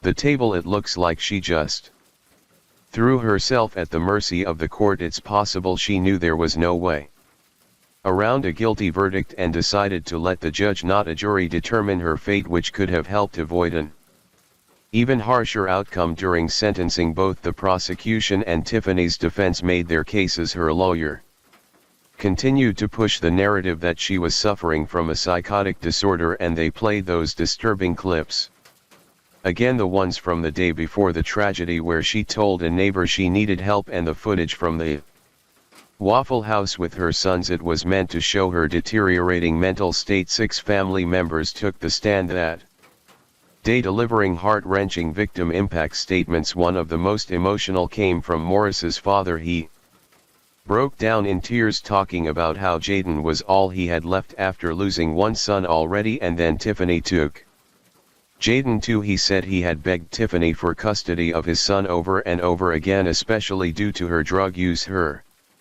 lifestyle, and the unsafe environment she was raising the boys in. He said he didn't just lose his child on November 8th, he felt like he'd lost him the day he was born, because from that moment on he was constantly fighting for him. He'd called everyone from his own family to hers, pleading for help, trying to get his son into a safer home. Despite the emotional testimonies, the judge handed down the sentence, 2 life sentences. The judge stated clearly that motherhood isn't just about giving life, it's about providing safety, love and security. He said he couldn't even begin to imagine the terror those boys felt seeing their own mother holding a gun. Just the thought of the second child hearing the shot that killed the first, it's unbearable. So she was sentenced to life in prison for both counts of murder. However, under Kentucky law, she'll technically be eligible for parole after serving 20 years. The family is understandably furious about that. The prosecution doesn't believe she'll ever be granted parole, but still it's a possibility. One of the boys' aunts stood outside the courthouse and promised everyone that she'd be at every parole hearing forever, making sure Tiffany never walks free. Before you ultimately took their life. Part of the statement I was going to write: I hope every day you close your eyes that they haunt you, but I don't. You don't deserve to see them, and they shouldn't see you. If he decides to give you any kind of leniency today and grant you parole at some point, __, I'll be there at every parole hearing. Do you hear me? I'll be there at every parole hearing. That same aunt pointed out how much support Tiffany actually had from the family, from her brothers, girlfriend, from everyone. She was blunt, saying, "You had a psychotic break because you did." She called out how people try to paint these stories with sympathy because of rough childhoods, but at the end of the day Tiffany made the choice to take her sons' lives. The aunt believes the only reason Tiffany chose to let the judge sentence her instead of a jury was to avoid even more time. She said she didn't deserve them, and now at least she can't hurt them anymore. Tiffany's defense team stuck to their narrative, insisting this all happened because she was trying to get clean from fentanyl and went psychotic. However, some observers questioned whether she was truly attempting to get clean, as she continued to post curated images of her children on social media just days Before the incident, photos that painted a picture of a happy and stable home life given the nature of the crime and the circumstances surrounding the case. It is believed that Tiffany may face challenges during her time in prison. Factors such as the severity of her offense, the public attention surrounding the case, and how she presents herself may impact how she is treated by other inmates. This case has left a family shattered and a community grieving. Many are left reflecting on the signs that were missed and the efforts made by loved ones to intervene before it was too late. It serves as a stark reminder of how quickly situations can spiral when intervention fails, and of the deep, long-lasting pain left behind when children are lost in such a tragic way. Now I want to hear your thoughts. Story 5. It was the Christmas season of 1959 when the Walker family, a happy family of 4, went out to run some errands. Christine, the caring mother, decided to come home early to cook a warm dinner for her family while they were still out, but as soon as she stepped inside, she was met with an unknown intruder. This intruder went on to abuse Christine and then shot her, leading to her tragic death moments later. Her husband Cliff arrived home with their little ones, 3-year-old Jimmy and 1-year-old Debbie. What should have been a joyful reunion quickly turned into a nightmare. Cliff was ambushed and shot without warning, leaving the innocent children defenseless. Jimmy was shot next, and it was reported that he crawled to his father as the killer fired bullet after bullet into his head. Little Debbie faced an even more horrific fate. After being shot, she was drowned in the family bathtub. This case remains unsolved to this day, but thanks to new technology, we might finally be getting closer to uncovering what really happened to the Walker family. Interestingly, this mystery is also linked to another well-known crime from the same year, a case that shaped the true crime genre as we know it. So if you're curious about who might be responsible for this horrific tragedy, let's dig in and find out more. The story of the Walker family begins in the quiet town of Osprey, located in Sarasota County, Florida, with a population of just over 6,000 people. Osprey was a small, peaceful place where everyone seemed to know each other. Cliff Walker and Christine first met at Arcadia High School, where their personalities couldn't have seemed more different, yet fit together perfectly. Cliff was a tall, wiry cowboy known for his love of cool cigarettes. He rarely drank, but his friends could always count on him to be hardworking and dependable. Christine, on the other hand, was full of energy and charm. With her curly light brown hair and bright smile, she was the outgoing, flirty drum major who turned heads wherever she went, and despite having many admirers, Christine fell for Cliff and the two quickly became inseparable. They married young, with Christine at 19 and Cliff at 20. In the 5 years that followed, their family grew, welcoming 2 children, Jimmy and Debbie, into their lives. Life was simple but joyful for the Walkers. They lived in a small whitewood frame house nestled at the end of a winding shell road on Potter Palmer Ranch, a massive property spanning over 14,000 acres. Cliff worked on the ranch as a cow handler, a tough but rewarding job. Their house was modest but felt warm and welcoming, and the Walkers made it a loving home. The ranch was far from crowded, with their closest neighbors living a full mile away, giving them a quiet space to raise their little ones. Though Cliff made a steady income as a ranch hand, they weren't as financially comfortable as some of their friends, and family money wasn't plentiful, but the Walkers valued the simple joys: quiet evenings, shared meals, and watching their 2 young children grow. Now, life on the ranch meant early mornings for the Walker family. Most days the home would already be stirring with activity at dawn, as Cliff would prepare for a long day's work and Christine managed the busy mornings with the children. That's why when a family friend named Don Mloud arrived at their house early on the morning of December 20th, 1959, he expected to find the Walkers up and about, maybe even getting ready for a busy day ahead, but instead he was met with an unsettling silence. Thinking maybe Cliff had just overslept, Don knocked loudly on the back door. When no One answered he tried again, each knock a little louder than the last. By the time he'd knocked several times with no response, worry began to set in. Finally feeling something was truly wrong, Don made a difficult choice to cut the screen door, unhook the latch and enter the silent home. Stepping into the dark kitchen, he switched on the light, hoping he'd find a simple explanation for the strange stillness, but what Don saw next was beyond anything he could have imagined. Just inside the doorway to the living room, he spotted Christine's feet. She was barefoot, lying on the floor, her dress pulled up around her waist. Christine, just 24 years old, had been killed by a gunshot to the head, a wound inflicted by a .22 caliber weapon. As Don looked further into the room, his heart sank even more. Cliff was lying on his back, still wearing his cowboy hat. Next to him was their little son, 3-year-old Jimmy, lying close to his dad. Both had been shot in the head with the same weapon. The blood on the floor showed that Jimmy had crawled toward his father, possibly trying to seek comfort. In his last moments, Debbie, the Walker's 2-year-old daughter, was missing from where the rest of her family lay. Alarmed and horrified, he ran out of the house, jumped in his car and drove a mile to the nearest payphone to call the police.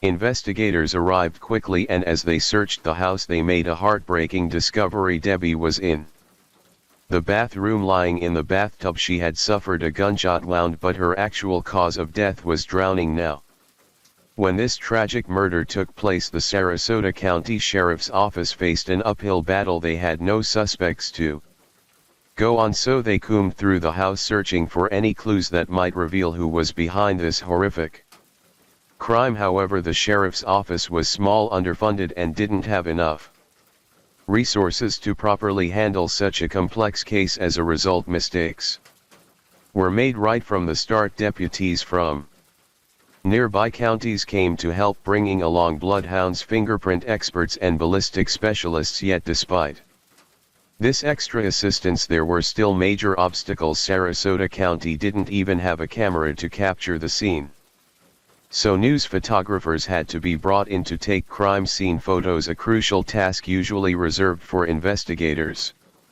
To prevent contamination, the presence of so many people coming and going likely disturbed key evidence. For instance, any tire tracks from unfamiliar vehicles could have been destroyed by all the extra activity near the property. However, investigators did find some chilling details connected to the murder. It seemed that Christine was the attacker's first victim, and she put up a fierce fight. She had used her high-heeled shoe to defend herself, leaving traces of her attacker's blood on it. But even with her efforts, the intruder overpowered her, assaulted her, and took her life. Strangely, it looked as though her body had been moved and arranged in the living room afterward, almost as if staged by the killer. While combing through the scene, investigators also found unknown DNA evidence on Christine's clothing, a potential clue pointing to the attacker's identity, and fortunately enough, no similar signs of assault or struggle were found on the other family members. Additionally, several strange items were missing from the Walker's home after the tragedy: Cliff's pocket knife, Christine's old high school majorette uniform, and even their marriage license. These weren't items a typical burglar would think to take, so police felt they could be clues. They also found disturbing signs left behind, and those are a bloody cowboy boot print on the floor, a partial fingerprint on the bathtub, some spent bullet casings believed to be from the murder weapon, and a cigarette wrapper of a brand no one in the Walker family smoked. In an odd twist, months after the murders, 3 local women stumbled across a pile of bloody clothing in a nearby shed.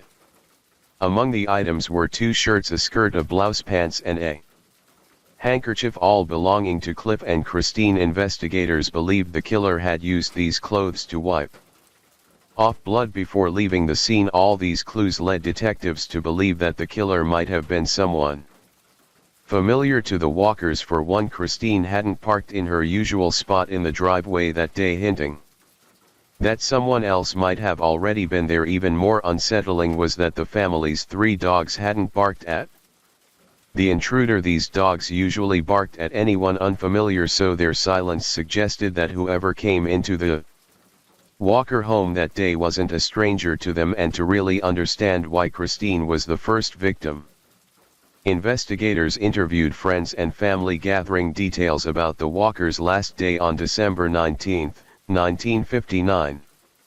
This was just 6 days before Christmas, so the family of four headed out around 4 in the afternoon to run a few errands.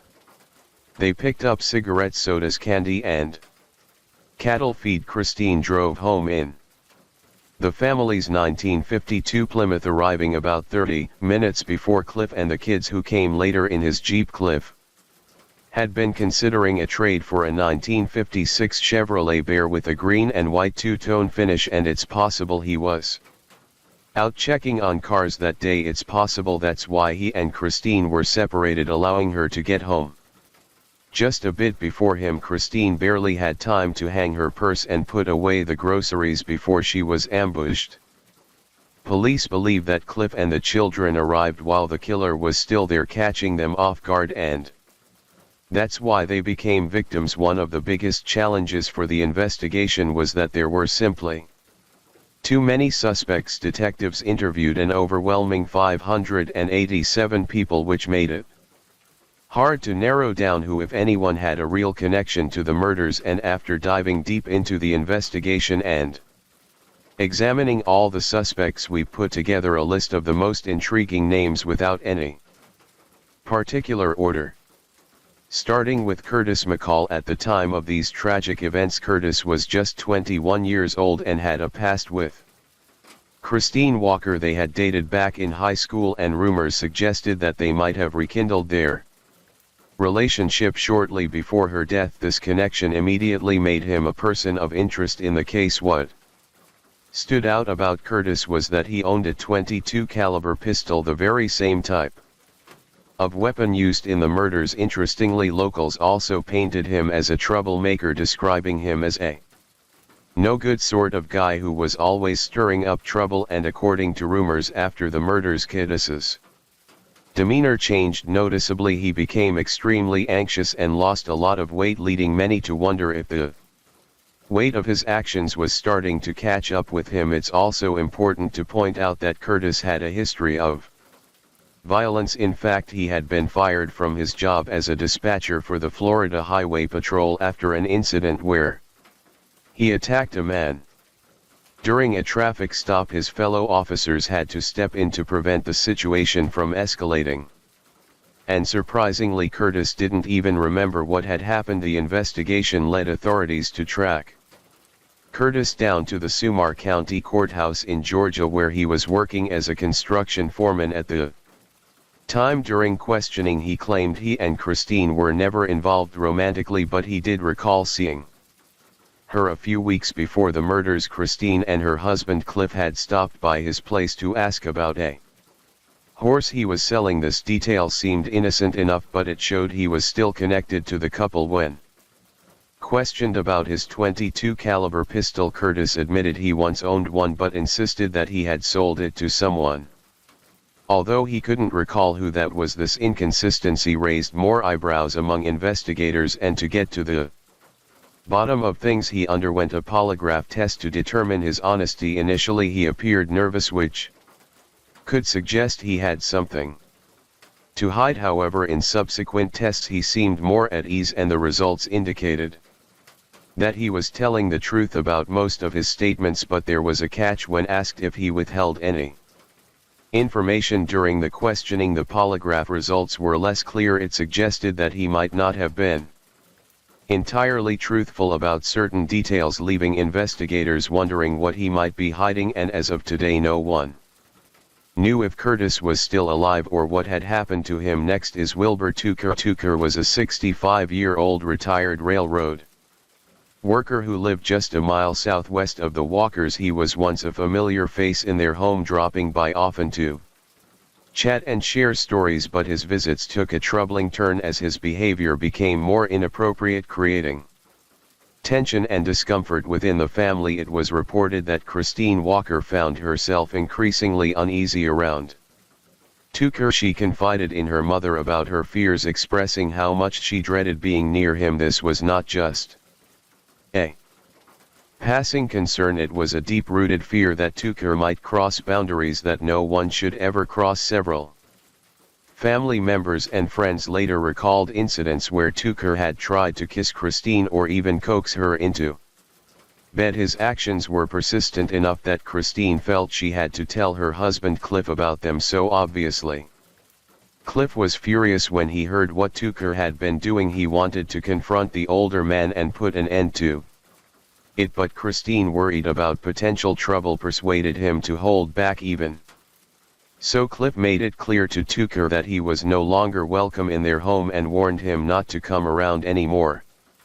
Unfortunately, that warning seemed to fall on deaf ears. In the aftermath of the Walker family's tragic fate, Tucker's behavior raised even more suspicions. His friend William Hosmer revealed that Tucker was angry with Christine after her death, constantly talking about her in a way that made others uncomfortable. This strange obsession only added to the unsettling nature of Tucker's character. He often visited the Walker home, claiming he was gathering evidence to protect himself, which only fueled the investigation into his actions on the day of the murders. Detectives retraced Tucker's movements. He had gone out to dinner with a friend from around 5 p.m. to 7 p.m., but there was a significant gap in his timeline between 4 p.m. and 5 p.m., just when the Walkers were brutally murdered. Tucker had no solid alibi. After dinner, he showed up at Bradenton High School by 7:45 p.m. to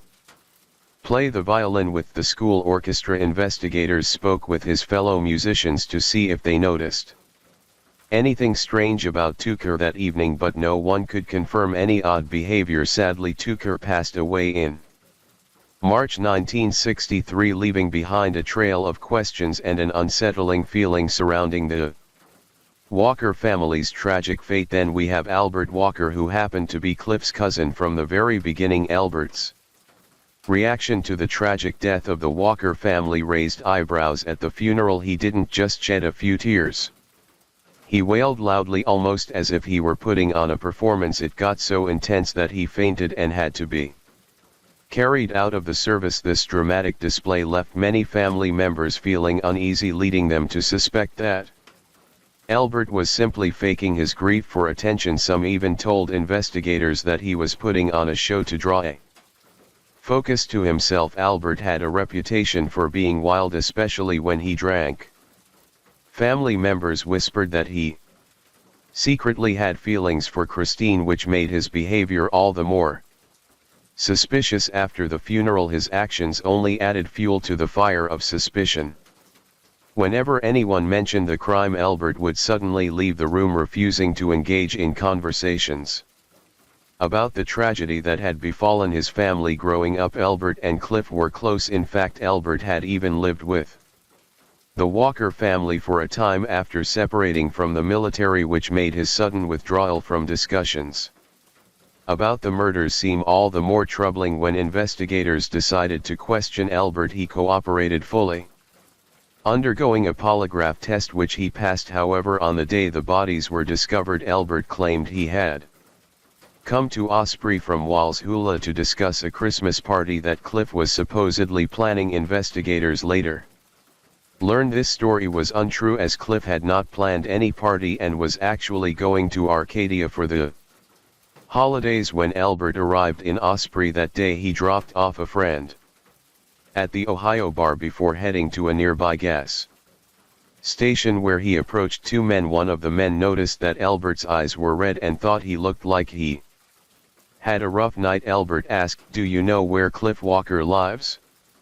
This question struck them as strange because Albert had lived at the Walker's house for months after leaving the military in 1958. He was familiar with the area and had attended many family cookouts and gatherings. One of the men at the gas station eventually told Albert the heartbreaking news: the Walker family had been murdered. When Albert arrived at the Walker home, he acted as if he had just heard the news for the first time. He sobbed uncontrollably, leaning over the hood of Christine's parked car, burying his head in his arms. In September of 1962, investigators revisited their focus On Albert tracking him down in Ridgely, Tennessee, where he was working as a migrant farm worker, they first spoke.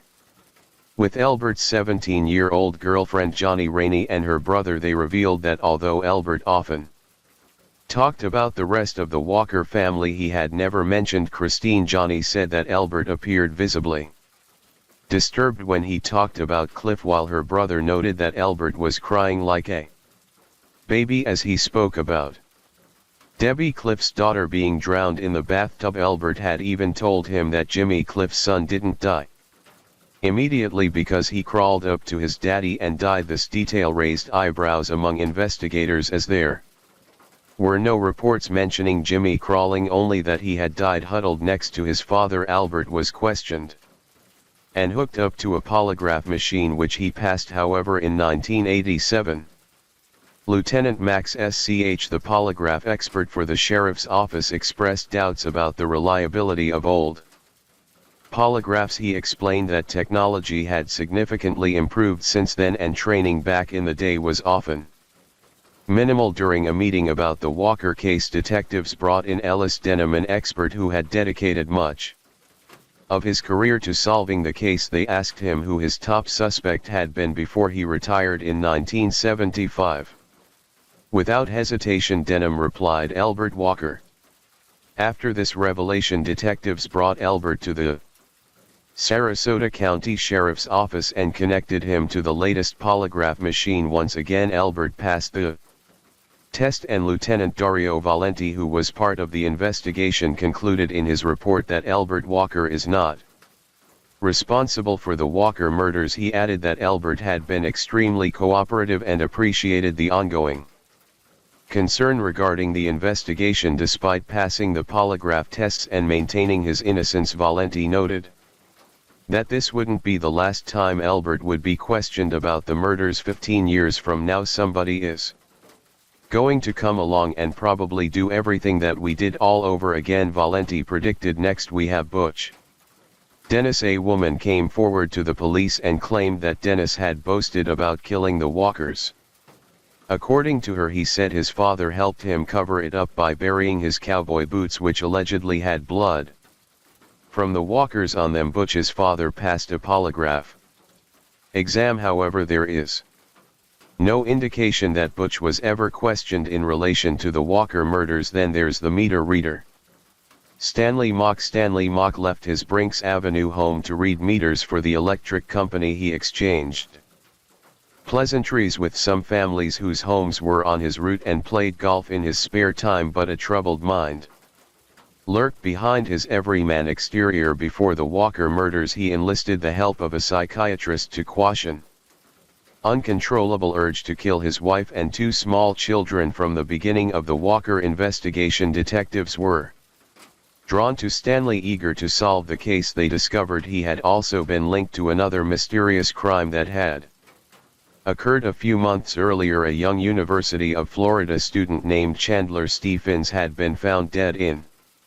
his apartment, tied up, tortured, and left for dead in a gruesome scene that became known as the Mummy murder. As the detectives dug deeper, they learned that Stanley's meter route included the very apartment complex where Stephens had lived. The coincidences piled up when they found out he also read the meter for the Walker house. Yet despite the unsettling connections, investigators never uncovered any concrete evidence to link him to either crime. In a recent interview, Mary Mock, Stanley's widow, revealed how her husband had been deeply affected by the Walker family's deaths. He had known the children and felt a special bond with them during his meter readings. The news of their brutal murder shattered him when he saw it in the paper in 1959. It just about killed him, she recalled, explaining how he would often wander the streets at night, overcome with grief following the murders. Stanley suffered a complete breakdown and underwent electroshock therapy. His fear of hurting his own family haunted him, leaving him anxious and shaken during his work. Though Mary never knew her husband had been considered a suspect in the Walker case, she firmly believed in his innocence. "I'm positive in my heart he could never do something like that," she said, defending the man she knew and loved. There are also reports suggesting that a man named EMT Teeman Rose Spencer confessed to the murders of the Walker family. However, Sarasota County Sheriff Rosper quickly discredited Spencer's confession, labeling him a pathological liar. The sheriff revealed that Spencer's claims were not genuine. Instead, they appeared to be cleverly constructed from real murders he had read about in newspapers and true crime novels he enjoyed. In an intriguing twist, in 1994 a bartender from Stratford, Pennsylvania reached out to the Sarasota County Sheriff's Office with a tip. She claimed that one of her customers had boasted about killing the Walker family. Unfortunately, this lead was never verified, and to this day the case remains open. However, perhaps the most infamous figures potentially connected to this tragedy are Richard Hickok and Perry Smith, the notorious duo involved in the Clutter family murders, which gained significant attention in Truman Capote's book In Cold Blood. If you've read this gripping book, you might remember a part that connects to the Walker family, highlighting eerie similarities between the two cases. The Clutter family was brutally killed by Hickok and Smith in Holcomb, Kansas in 1959, just 34 days before the Walker family met a similar fate. What ties these two cases together is that after killing the Clutter family, Smith and Hickok escaped to Florida in a stolen car. They were spotted at least a dozen times between Tallahassee and Miami. The pair checked into a motel in Miami Beach, about 4 hours away from Osprey, and left the morning of the Walker murders. On that same day, they shopped at a department store in Sarasota, just a few miles from the Walker home. One witness noted that the taller man had a scratched face. The duo was arrested in Las Vegas, Nevada on December 30, 1959 for the Clutter murders, and they were executed by hanging on April 14, 1965. Although a polygraph test seemed to clear them of the Walker murders, some experts argue that the machines from the early 60s were often unreliable. The sheriff's office acknowledged that Hickok and Smith were considered suspects as early as 1960. Records show that the Walkers were looking to buy a 1956 Chevrolet Bear, which matched the stolen car that Smith and Hickok were using in Florida. This raises the possibility that they entered the Walker home under the pretense of selling the car. In December 2012, investigators in Sarasota County announced plans to exhume the bodies of Smith and Hickok from Mount Muni Cemetery. They hoped to extract mitochondrial DNA from the bones to compare with semen found at the Walker home. The bodies were exhumed and DNA was collected. Kansas authorities stated they would prioritize processing the DNA from active cases, which could take weeks or even months. By August 2013, the Sarasota County Sheriff's Office announced that they found no match between the DNA of either Perry Smith or Richard Hickok and the samples from the Walker murder. Only partial DNA was retrieved, possibly due to degradation or contamination over the years, leaving the outcome uncertain. Therefore, Smith and Hickok remain the prime suspects. However, based on the stolen items, Catherine Ramsland, a forensic psychologist, believes it's unlikely they were the killers and suspects that the murderer knew at least one member of the Walker family. With all that being said, it seems like a crazy coincidence that these two notorious family murders were in the exact same place at the same time. But then if you consider the personal items that went missing, like the marriage certificate and Christine's drum uniform, it makes no sense for a stranger to want these items unless they were taken as trophies, yet they weren't found on Hickok and Smith when they were arrested. Story 6. In the early hours of November 15, 1959, two men quietly slipped into the Clutter home through an unlocked door, searching for a safe. When they found nothing, they woke her Clutter, the father, who sleepily handed over the little cash he had, claiming there was no more to find. The intruders then disturbed the rest of the family. Bonnie Erb's wife was tied up and gagged before being tucked into a bed upstairs. Their 16-year-old daughter Nancy also had her hands bound but was left ungagged. Herb and his 15-year-old son Kenyon were dragged to the basement where Kenyon was bound and gagged on a sofa. Herb was left helpless on a mattress on the floor while one man continued to search upstairs for valuables. He found nothing and grew furious. He stormed back to the basement convinced that Herb was hiding something. After a heated argument he brutally slit Herb's throat and shot him in cold blood. They then turned on Kenyon, Nancy and Bonnie, killing them one by one without a second thought. These killers even drove over 400 miles to carry out their twisted plan. But why did they know this family at all? This is the chilling case of the Clutter family murders, and by the end of this video you'll understand why it remains one of the most infamous murder cases in history. The very case that started the true crime genre itself. For those who didn't know, the Clutter family murders are seen as the birth of the true crime genre thanks to the famous book In Cold Blood by Truman Capote, published in 1966. The book tells the shocking story of the 1959 murders that we are going to talk about today. Capote was so fascinated by the crime that he decided to travel to Kansas to learn more, and he didn't go alone. He brought his childhood friend Harper Lee, the author of To Kill a Mockingbird. Together they interviewed people, gathered details, and worked on the book for 6 years. When In Cold Blood finally came out, it was a huge success and is still one of the best-selling true crime books to this day, second only to Helter Skelter, which tells the story of the Manson family murders. Now let's look at the heart of the story. Herbert William Clutter, born on May 24, 1911, was a respected and well-known figure in Holcomb, Kansas. He graduated from Kansas State University and was active in the First United Methodist Church. Hulk was a tiny town with only 272 people by the 1970 census.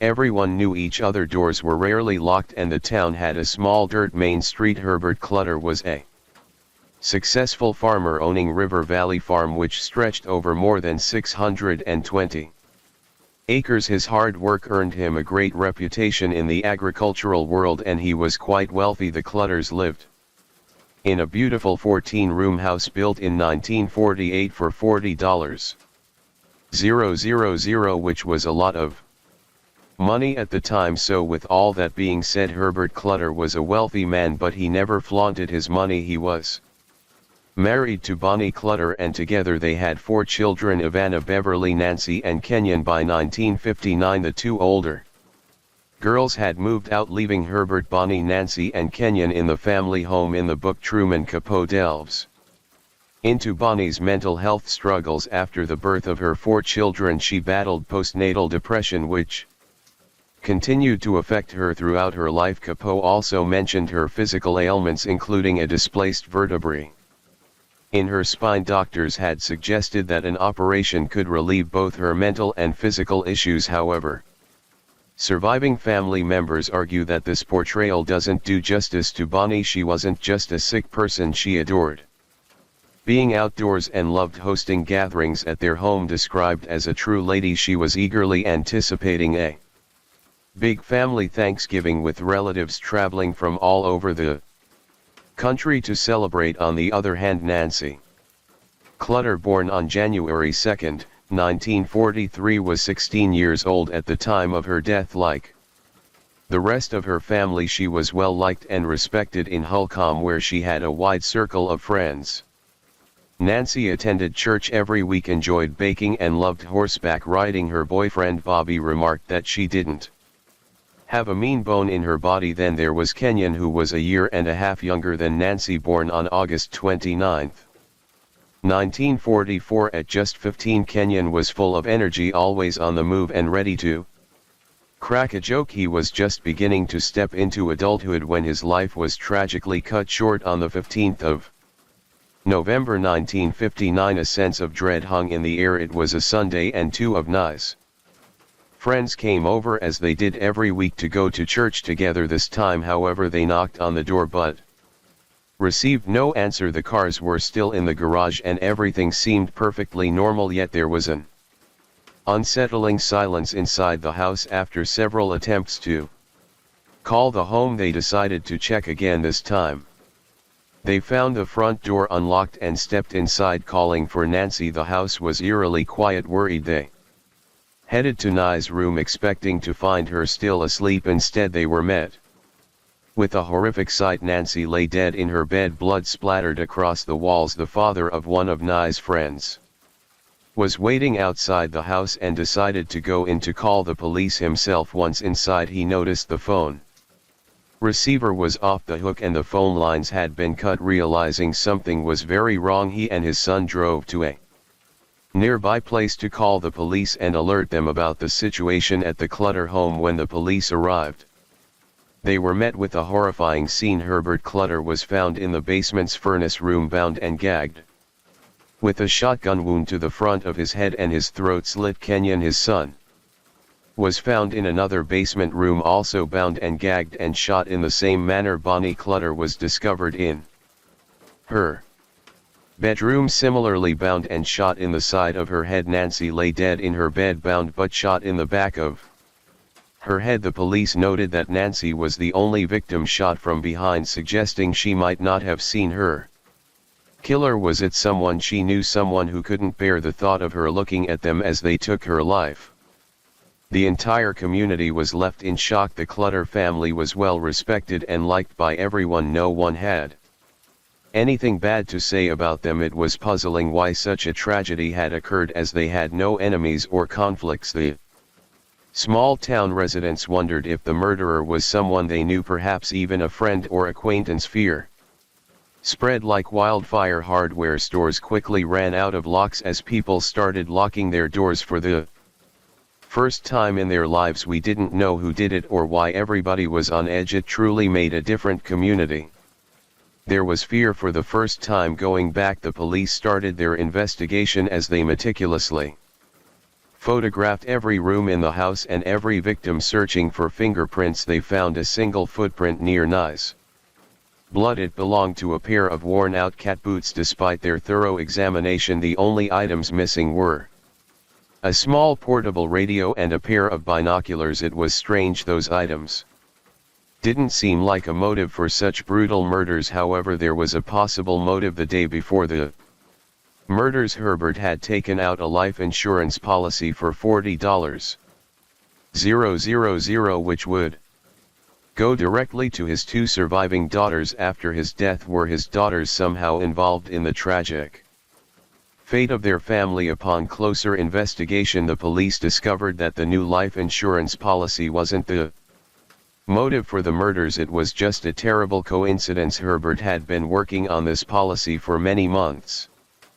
but he only signed it the very afternoon of the tragic event. The officers quickly realized that his surviving daughters couldn't possibly be involved. They were completely heartbroken. So to begin their inquiry, the police decided to talk to Nai's boyfriend Bobby Rup. They stressed that he wasn't a suspect, they just wanted to ask him some questions. Bobby had spent the night at the Clutter home. Leaving shortly after 10 p.m. he and Nancy had planned to go to a midnight movie on Saturday, but Herbert suggested they go to the Friday night showing instead. If they hadn't changed their plans, it's likely that Nancy would still be alive now. According to the family's relatives, Herbert had always been wary of Nai's relationship with Bobby. While he thought Bobby was a nice and respectful young man, he felt Nancy was too young, at just 16, to be so serious. She had been dating Bobby for 3 years, and Herbert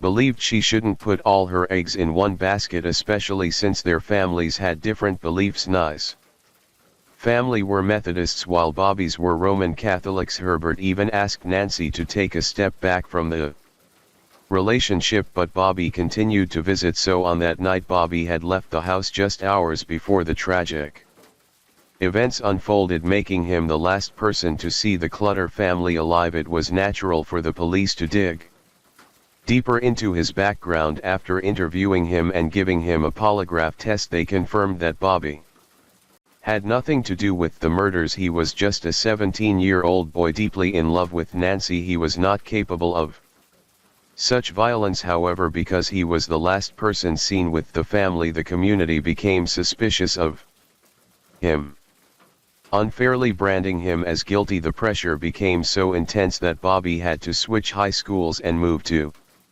another town to escape the judgment. The police also considered the idea that Herbert's business rivals might have been involved, but every lead they pursued turned out to be a dead end. It was baffling, a whole family murdered and no clear motive. The police began to suspect that this might have been a random act of violence by someone looking to cause chaos. In response, the local newspaper offered a $1,000 reward for any information that could help catch the killers. Unfortunately, this just brought in a flood of useless tips.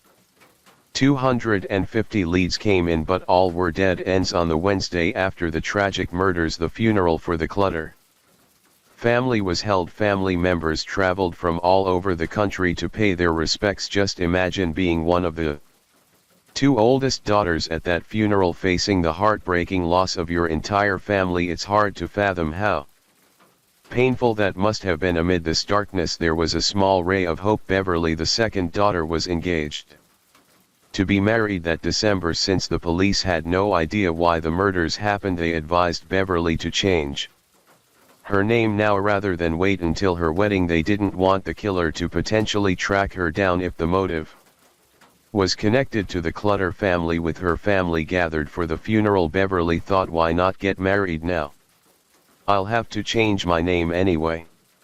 So she went ahead with her wedding, which was attended by family, friends, church members, and the whole community. It was described as a fairy tale wedding happening in the midst of such a nightmare. As time passed, the investigation started to go cold. There were no leads, no clues, and not even the usual small town gossip you might expect in cases like this. The police had piles of photographs from the crime scene, but progress was slow. However, in one of those photographs they discovered a crucial piece of evidence. They found a footprint in blood in the basement near Herbert's body, but upon closer inspection of the photographs they noticed another footprint in the dust, one that wasn't visible to the naked eye but showed up in the camera's light. This second print belonged to a different boot, suggesting that they were looking for two suspects instead of just one.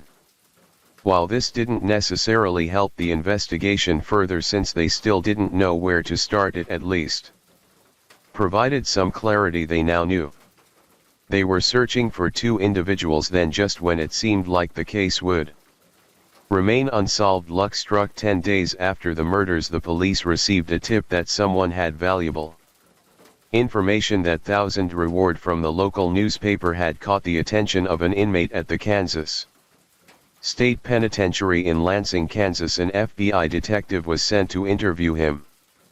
This inmate was 32-year-old Floyd Wells, who had worked for the Clutters 10 years earlier in 1948 and 1949. Floyd Wells had a colorful life, trying his hand at many different jobs but never really settling into one. He served as a soldier, worked as a ranch hand, and even took on mechanic roles. When he was just 19, he started working for the Clutter family on their farm. Right as they were finishing up their beautiful new house, Floyd loved his time with the Clutters.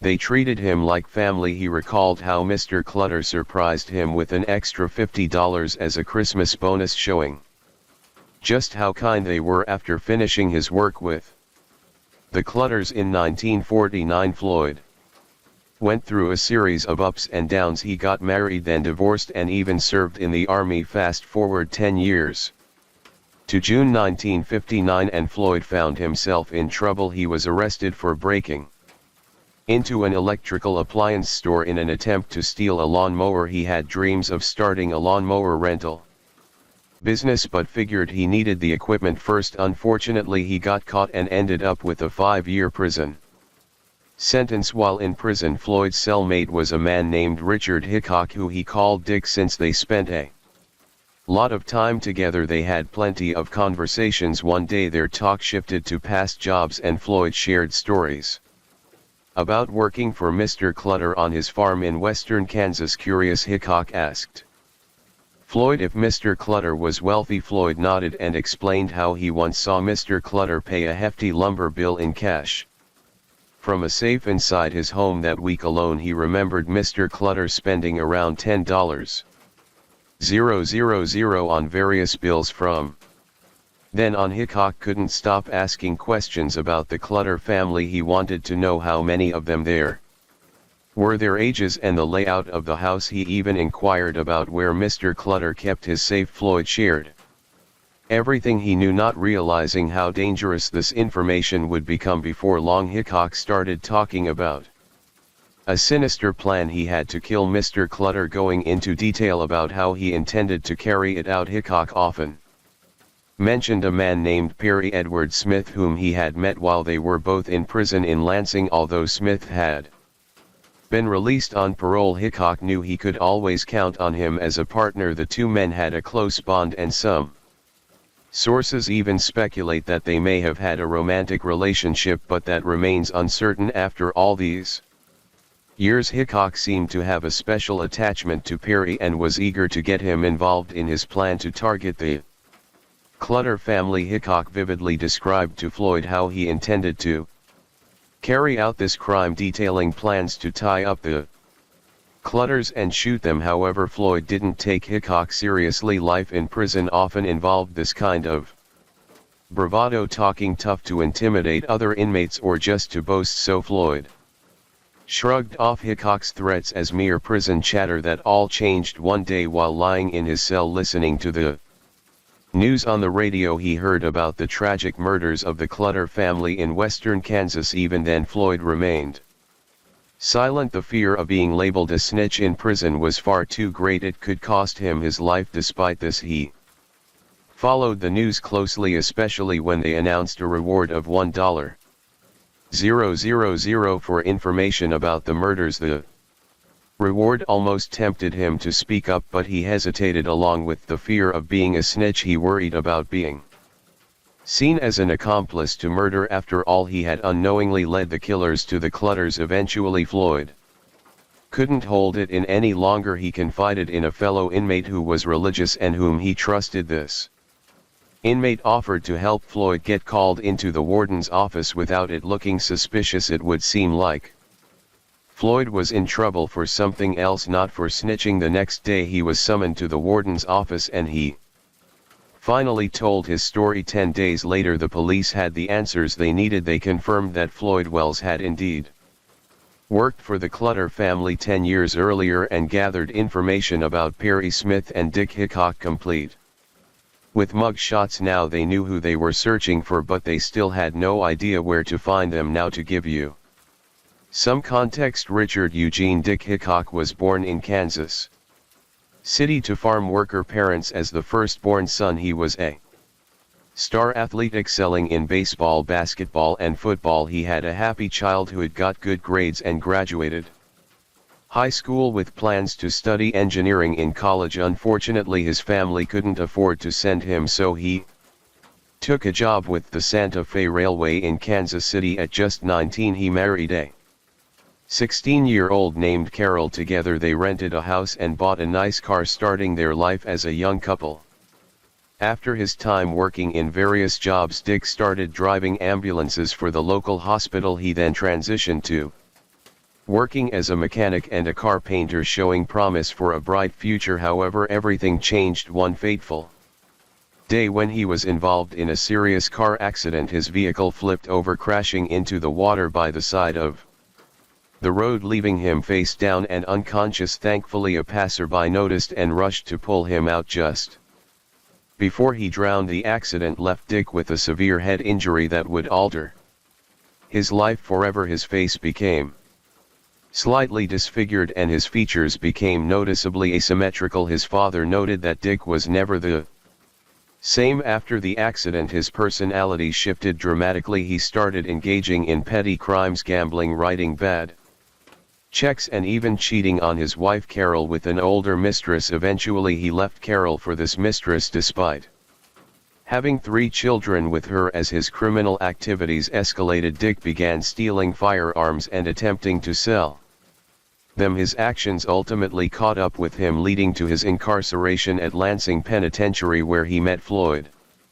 Wells. On the other hand, Perry Edward Smith had a troubled upbringing. Born in Huntington, Nevada to rodeo-performing parents Tex and Flo, he had a mixed heritage. His father was Irish and his mother was Cherokee Native American. Unlike Hickok, Perry's childhood was tumultuous. In 1929 his family moved to Alaska, where Tex began distilling bootleg whiskey for a living. Unfortunately, he was abusive towards his wife and children, causing Flo to leave with the kids to San Francisco. However, she struggled with alcoholism and life didn't improve much for them there. Perry felt the impact of this unstable childhood deeply. At just 8 years old he was arrested for the first time, marking the beginning of a troubled life. Tragically, Flo died in an alcoholic coma when Perry was 13, choking on her own vomit. This event led to Perry and his siblings being shuffled between various orphanages and institutions where they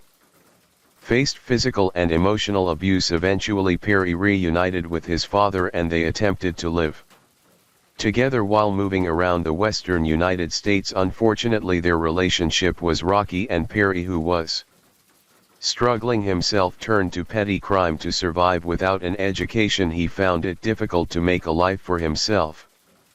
Perry joined the Army and served in the Korean War. In 1952 he received an honorable discharge despite spending time in the stockade for fighting while stationed at Fort Lewis in Washington. He bought a motorcycle with his first paycheck but was soon involved in a serious accident that left him hospitalized for 6 months. As a result, he suffered permanent leg disabilities and chronic pain, requiring him to rely on medication for the rest of his life. By 1956 Perry was convicted of grand larceny, jailbreak and car theft, leading to his imprisonment at Kansas State Penitentiary in Lansing, where he formed a close bond with Dick Hickok. Perry was released from prison early in 1959 and shortly after Hickok also gained his freedom in November of that same year. Right after being released from prison, Hickok wasted no time. He quickly reached out to Perry Smith, urging him to break his parole and return to Kansas to help with the robbery he had been plotting in jail. Smith had claimed he had killed a man, a story that many found hard to believe, but it gained traction among inmates, including Hickok, who trusted Smith completely. Hickok was convinced that Smith would assist in committing these crimes, referring to this heist as his big score, and he believed Smith wouldn't hesitate to kill if necessary. Earlier that year, Smith had been paroled and briefly lived with his father in Reno. However, after a fallout, he found himself on the move and spent a month in Las Vegas. When he received Hickok's letter, he decided to return to Kansas City, hoping to reunite with another former inmate. Unfortunately, he missed the meeting by just a few hours. Once they reunited, Hickok laid out his robbery plan and they got straight to work. On the night of November 14th, they entered the Clutter family home through an unlocked door. Their intention was to kill the family and steal cash from a safe. However, they were shocked to discover there was no safe at all, meaning they had killed the Clutter family for no reason whatsoever. After the murders, the pair headed to Kansas City, where Hickok briefly worked at a car paint shop. He stopped going to work after the 20th, and on the 21st he tried to pass a bad check for $192. At the Elko Camera shop. The Kansas Bureau of Investigation later spoke with Hickok's parents, who mentioned that Dick and Perry had taken a trip to Fort Scott, Kansas on November 14, allegedly to find one of Perry's sisters. They returned home for a quick lunch on November 15 before heading to Kansas City. The KBI conducted a search of their home and found a bloody shirt in a drawer and a shotgun that Hickok had bought while owning a shotgun was quite common in Kansas and didn't raise immediate red flags. The KBI believed they were on the right trail. After spending a short time in Kansas City and writing several bad checks, the duo decided to escape to Mexico. They reportedly pawned the radio and binoculars they had stolen from the Clutters and even sold the car they had used to drive there. However, they eventually planned to return to the United States, intending to commit more crimes to earn enough money to escape to Brazil, where they thought they couldn't be extradited back to the US. They crossed back into the States 31 days after the murders, mailing most of their belongings to Las Vegas for later pickup. This was part of their strategy to travel light so they could easily hitchhike across the country. After hitchhiking east and stealing a car in Iowa, Hickok and Perry Smith found themselves back in Kansas City. Hickok began passing a staggering number of bad checks totaling over $500 on December 16th. Authorities received a tip from a furniture store about bad checks being used to purchase a television set. The KBI raced to the scene, where employees identified Hickok from a photo. At the same time, a service station worker recognized him as he tried to use a bad check there, putting the authorities hot. On their trail from Kansas City, the pair drove down to Miami, Florida, where they spent Christmas. They sold everything they had bought with those bad checks in Miami and continued their zigzag journey across the United States, picking up odd jobs here and there for cash. Around New Year's, they decided to return to Las Vegas, still driving the stolen car from Iowa. However, by the time they reached Vegas and picked up their belongings from the post office, the police had started to catch on to the car's dubious history. Finally, the police stopped them when they searched the trunk of the car. They discovered 2 pairs of boots, one with a cat's paw sole and the other with diamond tread matching the boot prints found at the Clutter murder scene. This crucial piece of evidence linked them directly to the murders. If the police had apprehended them just an hour earlier, they would have missed finding those boots, and this vital evidence could have slipped away. It was pure luck for law enforcement. The Kansas police traveled to Las Vegas to interview Hickok and Smith, focusing on Hickok, who was known to be more talkative. Smith, on the other hand, seemed detached and cold. Hickok was charming and chatty, so the police started by discussing the bad checks found in the Kansas City area before directly asking about the Clutter family murders. They informed Hickok that they had irrefutable evidence placing both men at the crime scene, making it impossible for them to deny involvement.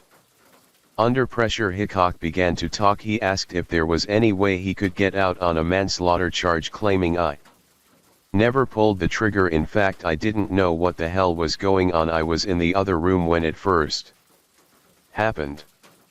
He shifted the blame for the murders onto Perry Smith, who remained silent and avoided the questions, denying any knowledge of the Clutter family murders, while Hickok effectively confessed in the other room. Eventually, the 2 men were driven back to Kansas in separate cars, with Dick Hickok in the front vehicle and Perry Smith in the one behind. This arrangement was deliberate. Investigators knew Hickok couldn't stop talking. They figured if Smith saw Hickok chatting away with the investigators, he would likely get frustrated, and that's precisely what happened. As Smith simmered with anger, he began talking to the investigator in his car. He pointed out that they had agreed to stay silent if they were ever caught, but here was Hickok spilling his version of the story. Smith shared how he had received a letter from Dick detailing their plan to stay at Dick's parents' house to put new tires on the car before heading to Hulk.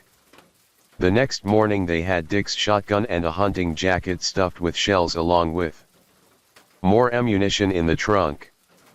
During their trip, they stopped to buy cord, knowing they would need to tie up people. They bought all the cord available, enough to restrain about 12 to 14 individuals. They arrived at the Clutter home between midnight and 1:00 a.m. While scouting the area, they encountered Mr. Clutter and asked him where the safe was. Mr. Clutter insisted there was no safe and that he kept no money in the house. However, Dick was convinced Mr. Clutter was lying, although Smith believed him. Instructed by Hickok, Smith cut the phone lines and they went upstairs, waking up Bonnie first. She echoed her husband's earlier claim that there was no safe. They then woke Kenyon before finally getting to Nancy, who was already awake. In his account, Smith expressed his disgust at Hickok's attitude. He was shocked by how Hickok was behaving, having never seen him like that before. Smith believed the family when they insisted there was no safe. While Hickok refused to accept it, the two decided to separate the family members, tying them up one by one in different rooms of the house. Even after finding about $50 in change, they continued to press Mr. Clutter for money. He assured them that if he had any cash he would have given it to them by now. Frustrated, Smith turned to Hickok and asked, "What now?" Hickok coldly replied that they were to leave no witnesses behind. The two debated who would go first. Eventually, fueled by anger and frustration, Dick stabbed Mr. Clutter in the throat with his hunting knife. He then urged Hickok to do his part, and Hickok stabbed Mr. Clutter again in the same wound. Smith shot Mr. Clutter in the head, then turned the gun on Kenyon and finally shot Nancy and Bonnie. While Hickok was right about Smith being capable of murder, there's considerable debate about the exact sequence of events. Both men had conflicting accounts regarding who killed the two women.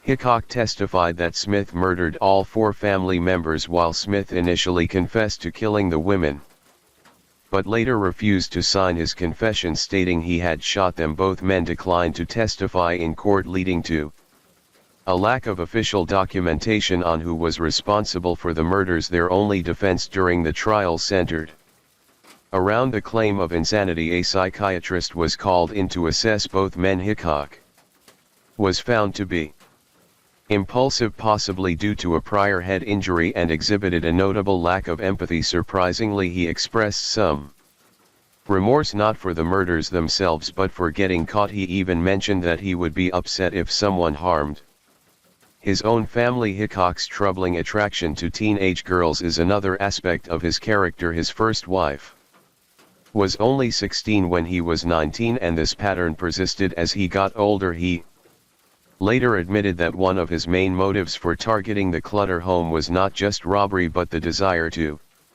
assault 16-year-old Nancy Clutter. Even when he realized there was no safe to steal from, he was still intent on committing his crime until Smith stepped in to stop him. For Smith, the thought of rape was a line he couldn't cross, even in the context of their violent plan. On the flip side, Perry Smith was genuinely curious about his own psyche and wanted to understand what made him tick. He acknowledged that there was something wrong with him for committing such terrible acts. The psychiatrist described him as paranoid and borderline delusional, reflecting a troubled mind. Smith had a difficult childhood that contributed to severe anger issues. Interestingly, when they arrived at the Clutter house, he initially wanted to turn back but ultimately lost control and ended up committing murder. The key question during their trial was whether they could distinguish right from wrong. The psychiatrist concluded that Hickok understood the difference while he couldn't form a definitive opinion about Smith's mental state. Both men were charged with 4 counts of first-degree murder, and the evidence against them was overwhelming. On March 29, 1960, they were found guilty, and the jury recommended the death penalty. After spending 5 years on death row at Leavenworth Federal Penitentiary, they were executed by hanging on April 14, 1965. Hickok was pronounced dead at 12:41 a.m., followed by Smith at 1:19 a.m. The tragic murders of the Clutter family, carried out for a mere $50 worth of items, continue to leave a haunting impression on society. In a twist of fate, years later, both Hickok and Smith's bodies were exhumed from the cemetery as authorities aimed to solve a cold case that had lingered for 53 years. This involved the tragic murders of the Walker family, Cliff and Christine Walker, along with their 2 young children, 3-year-old Jimmy and 1-year-old Debbie. The entire family was shot to death in their home in Osprey, Florida on December 19, 1959. The KBI exhumed the bodies of Richard Hickok and Perry Smith. The 2 men were executed for the murders of Herb and Bonnie Clutter and their children in Holcomb, Kansas. At the time of the Walker murders, Hickok and Smith were known to be in Florida spending Christmas not far from where this crime occurred. They were initially considered suspects, but a polygraph test cleared them of the murders. However, with Modern standards for polygraph testing, those results would not hold up today. Authorities hope that by exhuming the bodies they could match DNA samples to semen found on Christine Walker, who had been raped by her murderer. By August 2014 it was announced that investigators had been unable to find a DNA match. Only partial DNA could be retrieved from the bones, and the samples taken from Christine were too old, degraded and contaminated. Thus Hickok and Smith remain at the forefront of suspicion in the Walker family case, even if they cannot be definitively ruled in or out. If you're interested, just let me know and I can provide a complete overview of the Walker family tragedy. As the rain gently falls and the night grows deeper, thank you for joining me here at Mr. Nightcared True Crime Stories. Remind us of life's mysteries and the importance of staying aware even as we seek comfort in the quiet of the night. Let the rain carry you to a peaceful sleep, and until we meet again, stay safe, stay curious, and let the night watch over you.